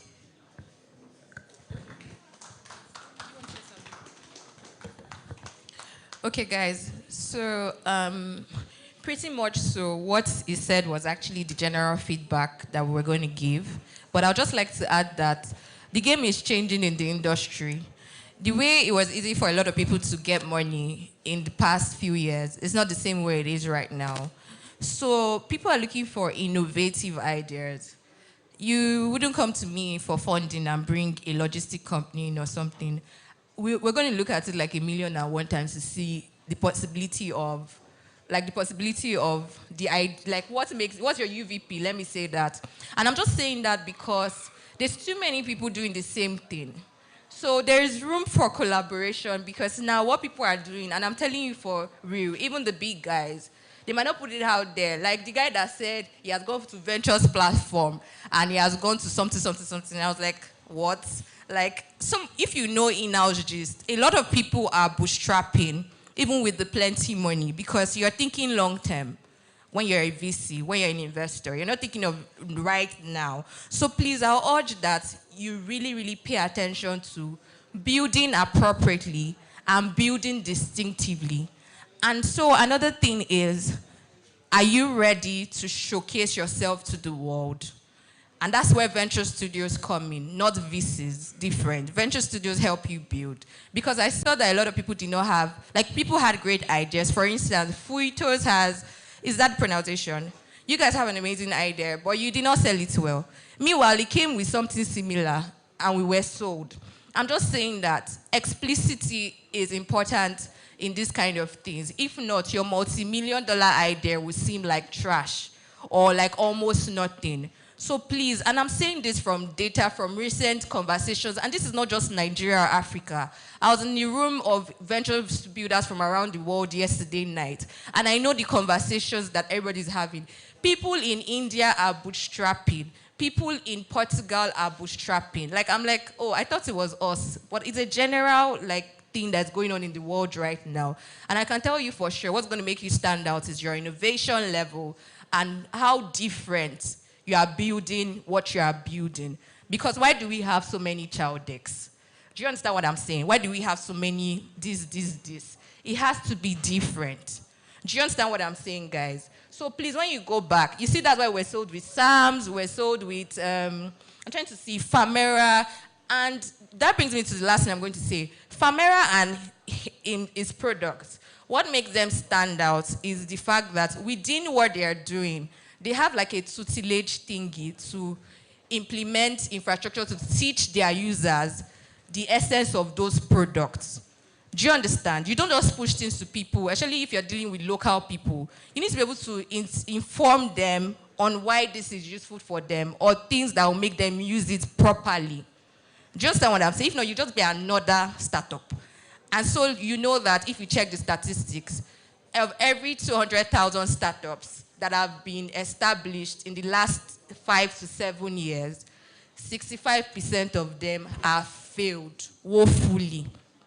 The other ones are shaky, and only about 15% are standing. And doesn't even mean profit. They are just still running. Do you understand what I'm saying? So don't come and be another business. How many do you want to build? You get tired. So whatever you're doing, give it that energy. Look for good partners. Sell your idea to people. Clarify it well. Then go out there. Trust me, you get what you need. It might not be at the time you want it, but it will come. So I want to say again, you guys did an amazing job. It's good to see people trying to make the country better and the world better. But please, let's focus on building appropriately, not capitalizing for just the money. Do you guys understand, please? So it was really nice to meet everybody. And so I don't think I've told the organizers this. So I run a female-focused venture studio. We're pretty much very early stage. And I have a very strong network. And one of my major partners are is a crypto company called SMC DAO. Has anybody heard about the WikiCat coin here? Anybody heard about WikiCat? Please raise your hand. Have you heard about WikiCat? You've not heard about WikiCat. Okay, so I'm not really selling my product. It's fine. We already have, I'm not saying you should not join. I'm not proud. We already have over 11,000 community members in the short time we've launched. And we've gotten to a market cap of about $5 million since we launched, or since SMC was launched, since WikiCat was launched. So today, we've decided in collaboration with my partners that we're going to give out about $250 to the first 5 people that would win this. So the only thing I need from you is you can join the community. It's very, very interesting stuff. I didn't say much on crypto. We can have that conversation behind, right? You can join the community. We're also launching our wallet soon. That's what I'm wearing. You know, it's a big brand, right? So you can join us, smcdao.com. And so that's all I need you to do if you don't mind doing that. smcdao.com. So whoever wins, the first 5 people, say I don't know them, I've dropped my score. So don't think that I'm cheating because I said I like your product or something. Whatever they call it, whoever the first 5 people are, including these women, because whether they're about the first 5 or not, sorry, they won my heart, I'm sorry. We're going to give all of them that money, and we wish you all the very best in your building. Please use people's money well and be accountable. And I'm not even talking about my money. From experience, use people's money well. Information flies in the ecosystem. Do you get? So please, thank you guys.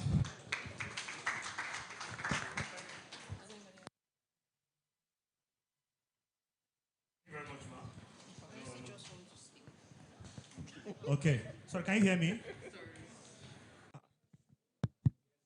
Okay. Okay, ma, you were begging them to use people's money well. Ma, I have one singular talent, just one single talent. You know what that talent is? Since I was born,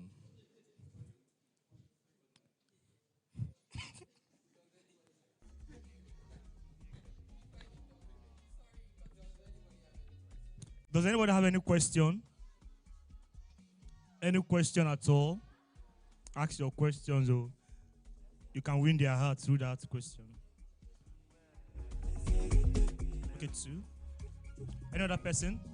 3.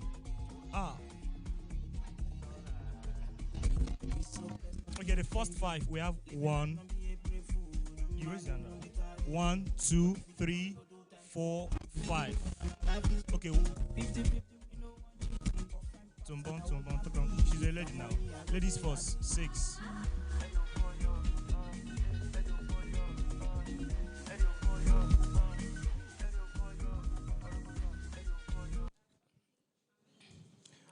Please, thank you very much. In asking your question, Ejo, go straight to the point.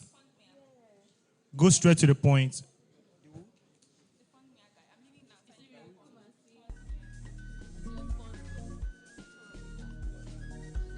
So please, while asking your question, straight to the point, please.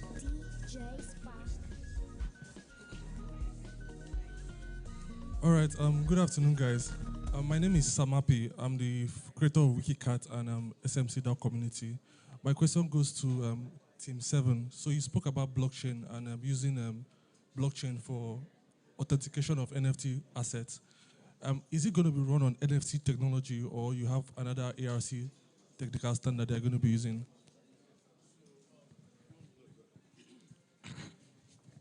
All right, thank you very much.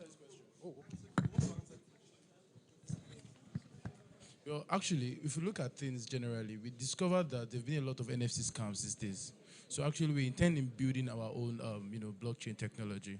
But other ways, if you find, like, now I was talking about partnerships earlier on. If it gets like a better, or how will I put it, a tested validation for maybe a blockchain technology, which is actually good, then we can obviously opt in for partnerships. Thank you. All right, no problem. All right, thank you very much, sir. My question will be directed to the judges, or the team of judges. A background in Ibadan, basically, as much as there might be, say, startups existing, compared to Lagos, there are very few, should I say, startup platforms where you could actually learn and grow.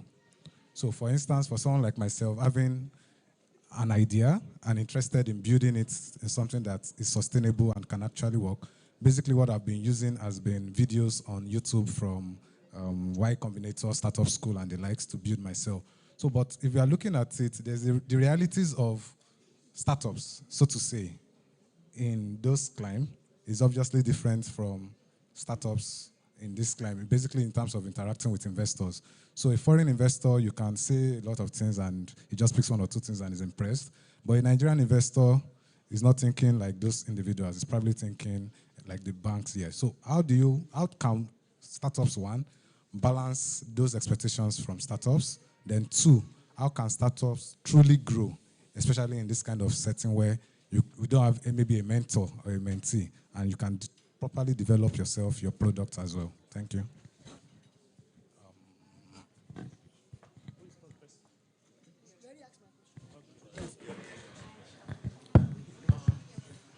Okay.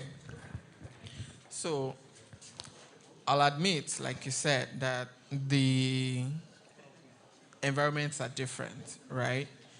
And strictly looking at it from a Lagos, Ibadan perspective, like you rightly mentioned, there isn't like a lot of things happening here. And I believe that's one of the things that Ibadan Startup Fest is trying to do. You know, so from the events to getting you in touch with the people that, you know, you can reach out to, and basically trying to build and expand the Ibadan startup ecosystem, as it were, right? However, one of the things I believe in, if you can master it, is a superpower, is the ability to adapt, and very fast, right? So if I'm talking to someone in Lagos, the way I'm going to talk to them is going to be different from the way I talk to them because I now live in Ibadan. The nuances, the cost, the environment generally is slightly different. So for example, I personally can potentially build a bike business here in Ibadan. I can't do that in Lagos because that's not a possible stuff. And we saw it here before Safe Border closed down, right? Yeah, policies. I can tell you now that before Safe Border came to Ibadan, it was supposed to start out in Lagos. Then Jide was hired, and Jide said, we can't do this in Lagos. And this was at a time when every single bike-hailing company was busy toasting the Lagos state government. Max, Go-Kada, all of them, OPE. This week, I'm meeting with governor. And then, how many weeks after, they shut down everybody. But Jide and Olumide and Max went to Ota, went to Abeokuta, also checked out Akure before eventually picking Ibadan. Like I said, the nuances and the cultural expectations and all of those things are different. So one of the very first things you have to do is be realistic with your costing. Thankfully, by virtue of you being in Ibadan, a lot of your costs are lower than Lagos. You have to seriously cash in on that. Unfortunately, it's a double-edged sword because you also can't charge as much as someone in Lagos would charge for the same service. And it's something that you would see here in Ibadan constantly. So for example, if you order a ride on Bolt right now, they will tell you, this is not help us to add this to it and all of that. Forgetting that even though the cost of fuel is more or less the same and the kilometers and all of that is the same, but your nuances, you have to understand that the people who are here, the purchasing power. So be as realistic as possible when you're having those discussions. The next part is beyond that figure, find people. They don't necessarily have to be based there. And this is one of the things I talk about when it comes to mentorship and learning from people generally. I have not had one specific mentor all my life. What I do is I find someone or a group of people or a company that is doing what I want to do in the next few years, and basically try as much as possible to, get close, be, their friend, understand how the company works internally. I have offered my free time to work with companies that I think are doing great stuff, simply because I want to understand how that company works. Don't worry, I'll give you, I'll consult for you, I'll share my knowledge, I'll do this, I'll help you to do that. In exchange, I just want this. And it's something that you have to constantly look at. There'll be people, I've recommended people to Jide, same Baba Jide of Safe Border, because rather than go and say, oh, I want to be your mentee or come and be my mentor, understand what they're doing differently. Follow them on all social media platforms. The ones that are not active on social media like me, reach out. What are you working on? How can I help? How can I, be a part of what you're working on and things like that? And basically move as close as you can to them. And what that helps you do is you can do that to as many of these guys as possible and learn from all of them, their different styles, their uniqueness, how they handle certain problems. You have to be useful for you to learn at scale. And that's basically what's helped me get here. Okay. So my question is directed to the judges. It's around fundraising. How do we, a lot of founders want to raise funds to build their startups, but they actually forget to actually build themselves. So how do we leverage fundraising for not just startup growth, but for our growth as startup founders ourselves? And also attaching to that is, lately I've been seeing stuff around Twitter about raising from VCs. There's been a lot of sad news from a lot of founders, and then it's just discouraging a lot of us for. So what do you have to say regarding that? Should we still think of trying to raise from VCs? Should we look to angel investors? What best routes? I know it's still dependent on the startup we're building, but what do you have to say around all of that? That's my question. Okay. So I think that's determinant on what you're asking for. I'll answer your last question first. And the first thing, so it depends on what you're asking for, really, right? At the beginning, I think that the best approach is something called FFF, which means family, friends, and fools. And so it's important that you might want to do that at the very beginning because of where you are, especially if you don't have savings or have a solid partner that can carry you along as you move. I think the other thing I preach is everything is not money. There are things that you will cut out, especially if you have a strong network like myself. I say it a lot nowadays because that's one of my strongest assets. Things that you usually pay for. And you have someone that's also growing in that regard. For instance, we're going to have Memscribe as one of our official partners. They're building community approach just like a Slack, but they're making it more intentional because it's African. So you have a games platform where you can play games within your community. And I was looking to build a community app. So why am I stressing myself and wasting resources in that regard? As long as I've asked questions, can I migrate when I'm ready? Can there be an API integration? Those questions. So you need to be wise now. And that brings me back to the first thing you said. So yes, VCs, I don't advise it from the onset. My people know, in as much as a venture studio will automatically or almost become a VC because you have to fund your businesses or your portfolio companies, I'm still really careful as to who I take money from. Because ideally, I'm in cohort 12 of VC labs, right? And ideally, one thing I know is an investment has to be long-term. And that's what I was telling. I don't know what startup I was telling. It's not a 1 year, 2 years, 3 year thing. It's a 12-year, 7-year thing. So when you see all these failed startups, I can bet it will use because they might have done well if they were given a 2-year, a longer period. They might have done better if they gave them an extra 3 years chance. But because I'm asking for my refund at that time, I've not hit the level as to which I should be profitable or have enough revenue to cash out and pay you back your money, right? But at the end of the day, I lose my status and my company, but the VC still would cash out from another startup. Maybe not mine, but they'll still make their money back. Do you understand what I'm saying? So the other thing is building yourself is very important. And that's what brought me to the question I asked when I was speaking earlier, when I said, are you ready? So you have to read books. You have to be up to date. Because you meet people. People will ask you questions. You have to look presentable on the outside. These key things are very, very important. And so sometimes you need to grow yourself to kill your person and your personality if it's not something that is worthy of what you're building, and present yourself in a good way. I'm not saying go and waste money and spend money, buy Gucci or something. Just within your means, properly like solidify yourself, read books, get into applications, apply for as many things as possible. Do you understand? Have partners. So that's the last thing I'm going to say. Very important. Venture studios. I thought it was just me that thought that venture partners are important.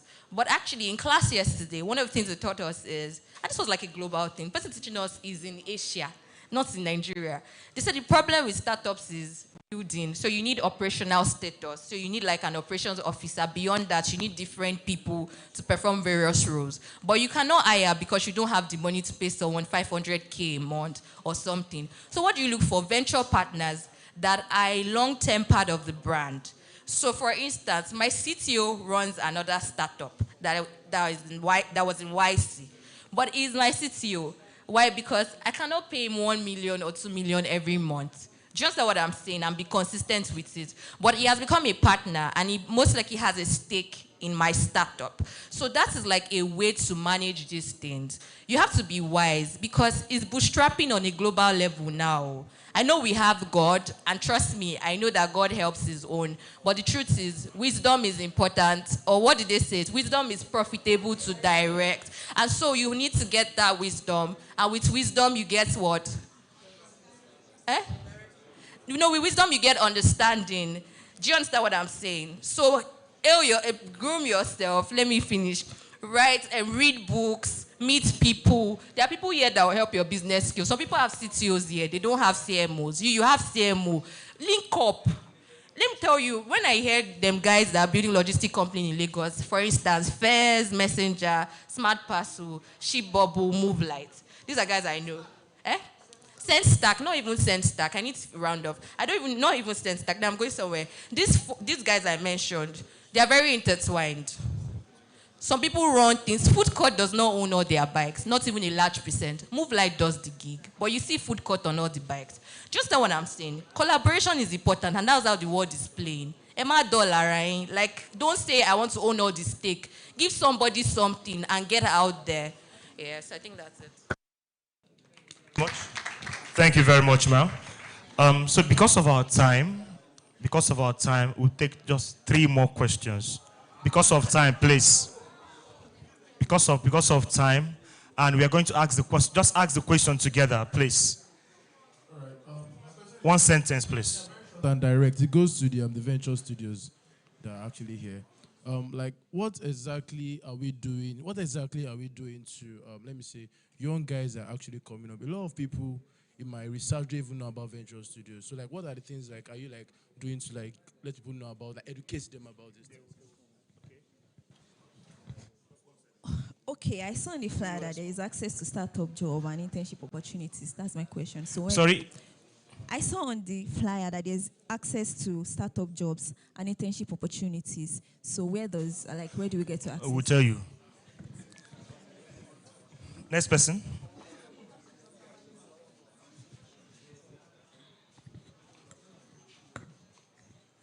One sentence. Good afternoon. Yes, okay.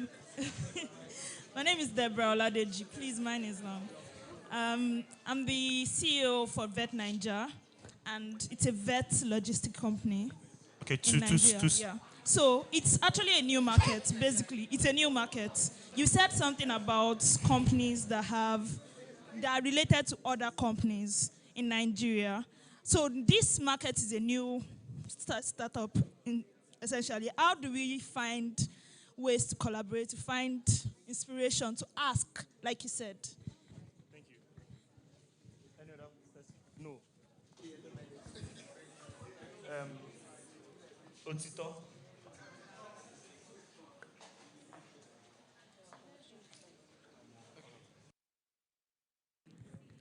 Okay. So, quick addition to what she said for you here.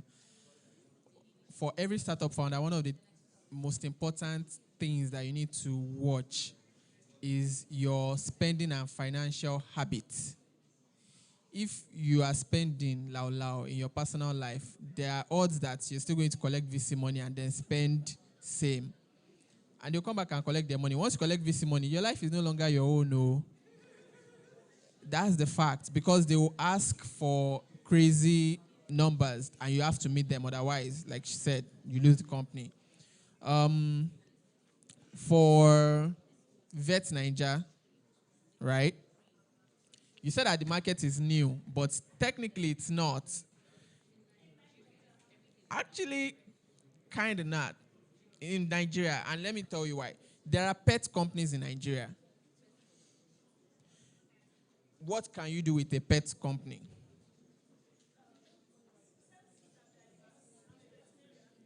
I guess that's much.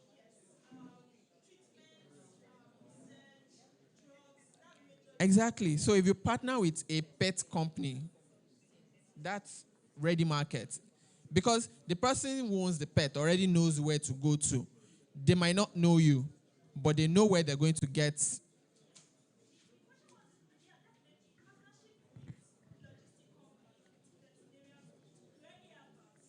Not with pet companies. Exactly.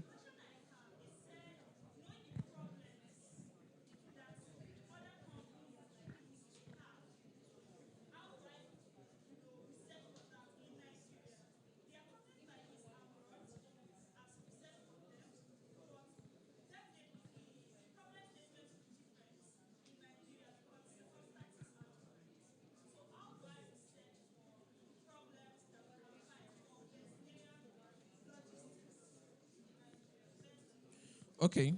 The one thing I can tell you is definitely lack of data is a cross-industry problem. It's not just vet. It might be worse for your industry, but it's a general problem. Because I can tell you that some of the data that we saw here is either from 2020 and above. Because we didn't think about all of those things, right? So part of your work would be, what's the figure that you can lay your hands on? How recent is that figure? And then how can you start gathering data to match up with what you're looking for? Which is very, very important. And that's where another part is, you have to do a lot of research. So surveys, talk to the guys in your class that you came out with. Some of them are not practicing, but some of them who are practicing in other states, how do you link up? One of the best ways will be, so vet students will have an association, right? So how can you link up to that association at national level to get more information from their own local parts that you can then bring together to solve part of what you're trying to build? This, of course, inclusive of the partnerships that you talk to people who are already in that space. So if you're talking to someone who owns a pet, for example, and someone who runs a pet shop, they sort of have an idea of how certain things run. So by the time you bring all of that together, you start building that. Trust me, this is something that you can monetize, because the more data you have, if you want access to my data, you come and pay, and it's something that people will gladly pay for if they're building in that space. Venture Studio.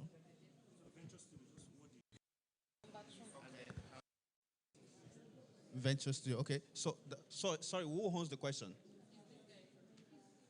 You were asking how Venture Studio could help you.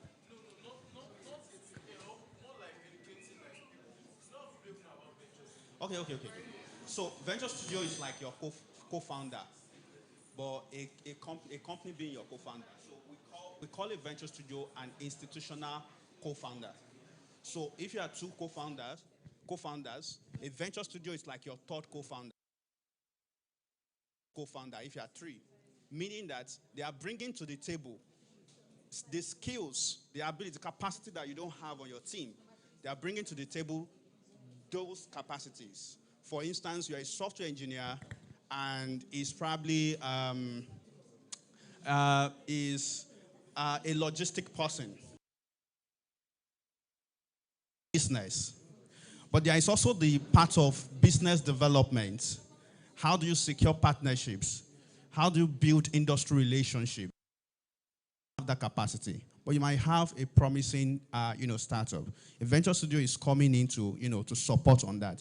Also, venture studios build companies from scratch. You might have an idea, you've not built anything, but you have an unfair advantage. For instance, you've worked in a bank for several years. You know how finance works. You know how money moves.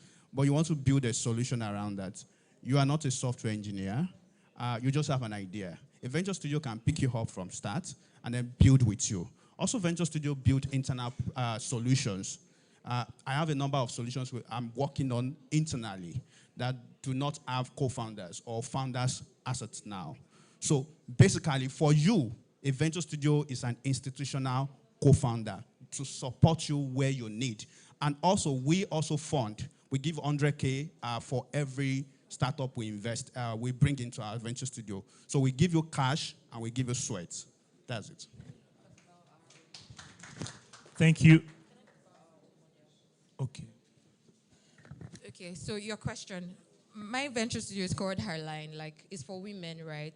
But ours is, as I said, internal building of, we build our own portfolio companies. And so what I'm saying is, you might have a product, but sometimes if you don't have the capacity, you might look for a venture studio that is building internally and choose to be like an entrepreneur in residence. So what it means is they already have like capacity to grow that company. So what you are coming to do is sit down and grow it with them. And it gives you a leverage to learn. I call it a platform to learn on somebody else's money. Do you get? And scale better. Do you understand what I'm saying? So there are different models, as I said. So that's what we run on our end. Build portfolio companies and in turn look for entrepreneurs in residence who are women. Now, we also hire men, but we want a balance on the scale. Do you guys understand? So you can also do that too. Thank you very much. Please, let's appreciate our judges for responding to the questions. We are gradually coming to the end of this event. But before then, I would like to give a shout out to one of our community partners, and that is the Cousins Club. Please, can we appreciate them, please? They've really helped to see that this event is a success. Thank you very much, the Cousins Club.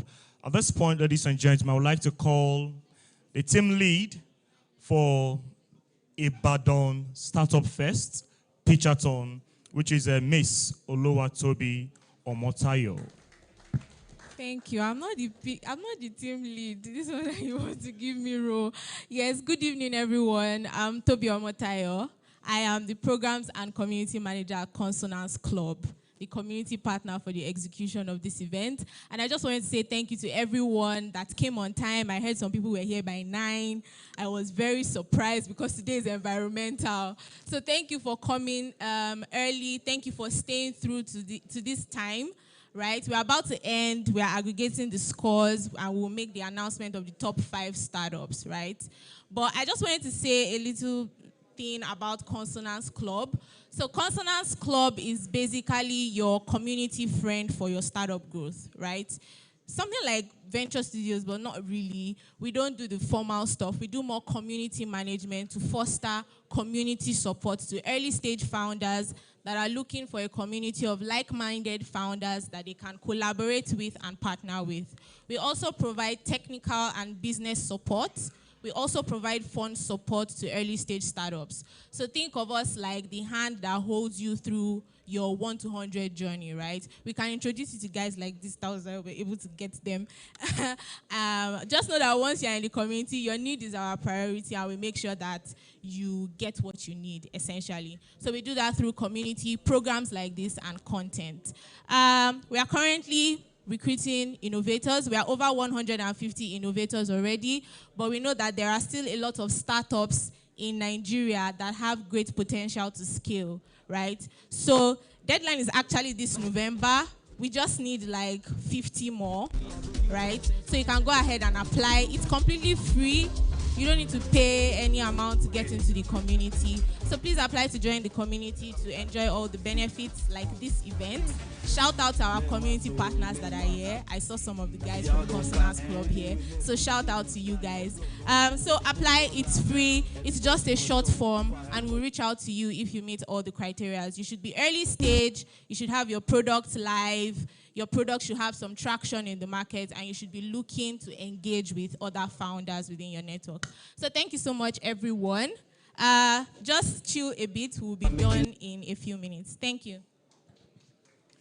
So please, let's, just like you said, once again, let's appreciate our place. Let's appreciate. You know, it's not easy. It's not easy. When you see ladies, you know, doing some things, you know easy at all. So please, it's a good one. So let's chill, but I want to say something while we chill. The lady that asked the question, Ninja Bet.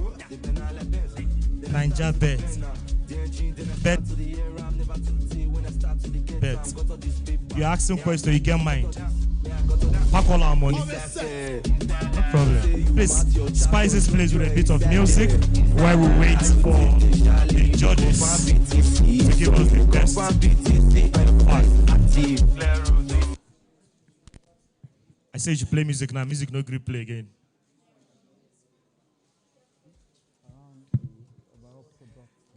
So like in the next 3 minutes, we'll be picking the 5 contestants that will be pitching on Saturday. I know the pressure is high now. Breathe in. Breathe out. So for some of you that already followed me, I'll follow you back immediately. So if you still want to follow me, I will call it again. Justus_Richie. That is my Instagram handle. If you follow me, I will follow you back. Let's follow ourselves so that we know when I might be president of Nigeria tomorrow. My business. It's better I follow you now. There was a situation where the banks were waiting for people who have the right business model, equity, and then they can scale. But there weren't a lot of people. Therefore, we went out to look for a financial solution. What do Polo and Cadify have in common?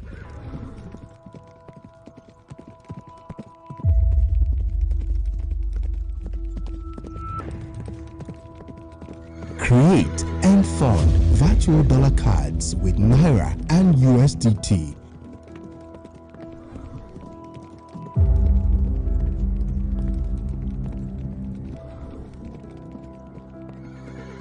Pay local bills, top up, buy vouchers, buy tickets with Naira and USDT.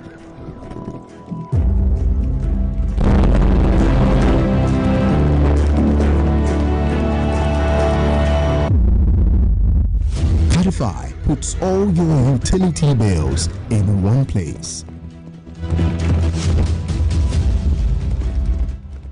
Just like winning in polo, there is cashback. So since we're about to end, we need one representative from each team that pitched today to go to the registration booth so that you can get your package. One representation from each team should please go to the registration booth. Please, we would like the registration booth to be clear so that we can identify the pitchers. Just one, please. Just one representative from each team. Thank you. Please don't forget this important announcement. When you get there, you get the package, then you bring me to get the Ray package. Please don't forget. So please, our DJ. Naira and USDT.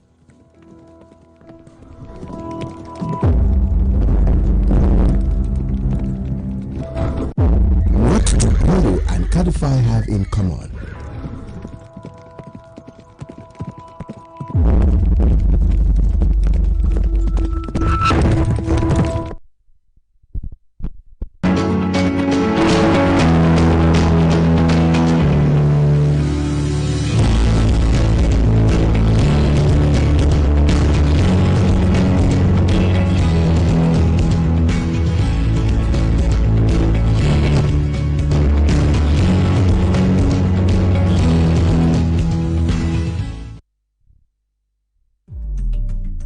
Every time, bank charges, card charges, alert charges. More savings account wey no dey save me, no interest, nothing. I want to grow my business. What do I do?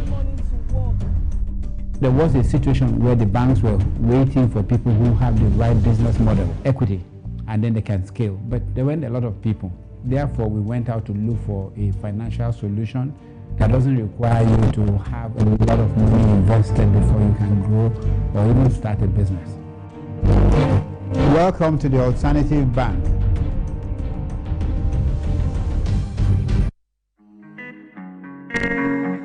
At the core, from the name, is a willingness, a commitment that people should think differently, that what we have is not good enough. This is because traditional banking by its nature requires certain risk mitigation solutions, collateral, and all of this. We also looked at the fact that there are people who have been excluded for cultural reasons, for religious reasons. They were not interested in the banking model that had been presented. So we built the alternative as a way to take banking to those who will not come to banks. So the alternative is not just another bank. It is about finding these deep-rooted problems and thinking, how can we do it differently? We wanted to be the alternative to every other kind of financing model out there. The alternative bank is impact, it's inclusion in an unconventional way. We're bringing what is very new and novel to the entire banking system in Nigeria. We kept using every other person to check us, and then we had a clear playbook to do what Sterling is not doing. Doing better, faster, cheaper, and bigger. Conventionally, people create product and then sell them. What we do is identify the problem. Thank you very much, DJ. Ladies and gentlemen, please, can I have your attention? Can I have your attention?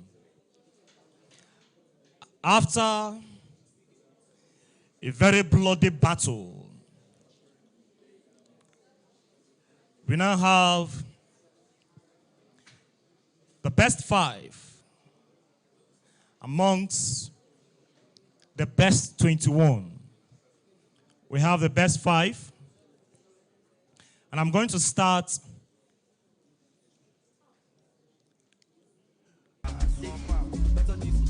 DJ, calm down. Now, we are all the best. We are all the best. We are all the best. So, if your team, if you've gotten your package, I think you should, bring out, if there is small chop there, to put it in your mouth and calm down first. Now, the 5th person is team number 10.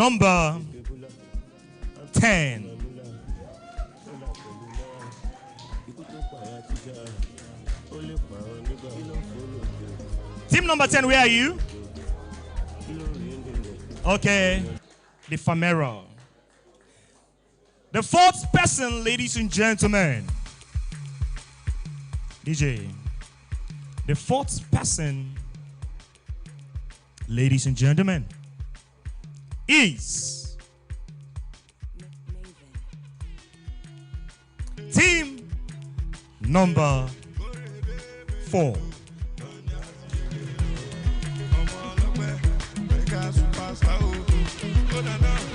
I don't get a lot, God do it.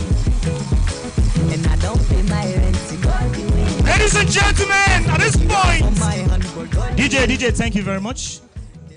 DJ, thank you very much.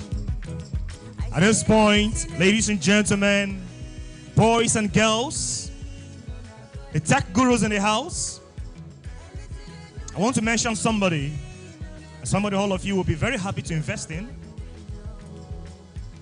with your 10,000 naira. Ladies and gentlemen, the 3rd person is team number 3. That is Rumi. Yeah. Ladies and gentlemen, just like they say in the Bible, I'm about to quote a quotation in the Bible. And when I mention the number, you would agree with me that the Bible is always right. Ladies and gentlemen, the second person that got the highest score of this wonderful Pitchathon, ladies and gentlemen, are you with me? Is team number 21.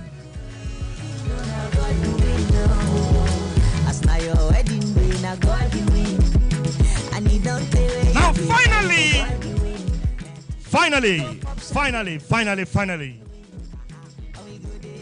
the Tinubu of our time, the person that came to INEC and won, the Messi of our time, ladies and gentlemen, the person that got the highest score for this wonderful Pitchathon. If you know you are the one, say I am the one.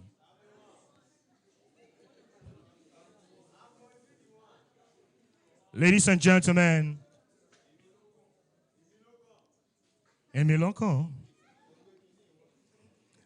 the first person I got the highest call and also the last to join the list of 5 persons that will be pitching on Saturday at the Manhattan Hall to win over $1 million.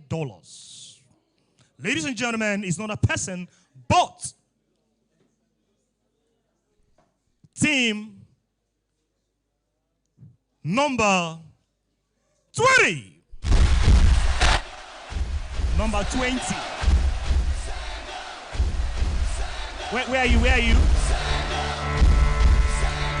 I was built to be the best, number one and nothing less.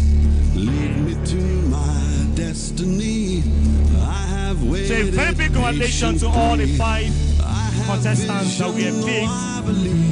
For others that we are not picked, like I said before, DJ, please. DJ, thank you. Like I said before, why the Pitchathon was going on, there were a lot of investors that were in the building. So if you're able to do well and impress them, or impressed them, trust me, you'll be called. At this point, ladies and gentlemen, I want to say a very big thank you to the organizers of this event, to our wonderful judges that waited to this moment, to the contestants, to the media team, you guys are great, to our host, thank you very much, and also to my humble self, Justus, thank you very much. At this point, ladies and gentlemen, once again, my name is Justus Richie. People call me the MC with the magical voice. You can follow me on Instagram, Justus_Richie. You can get my phone number as well. You never can tell, you might need me. 090-3163-4587. I'll call it again, 090-3163-4587. Ladies and gentlemen, see you tomorrow, and also see you on Saturday. Thank you very much once again. DJ.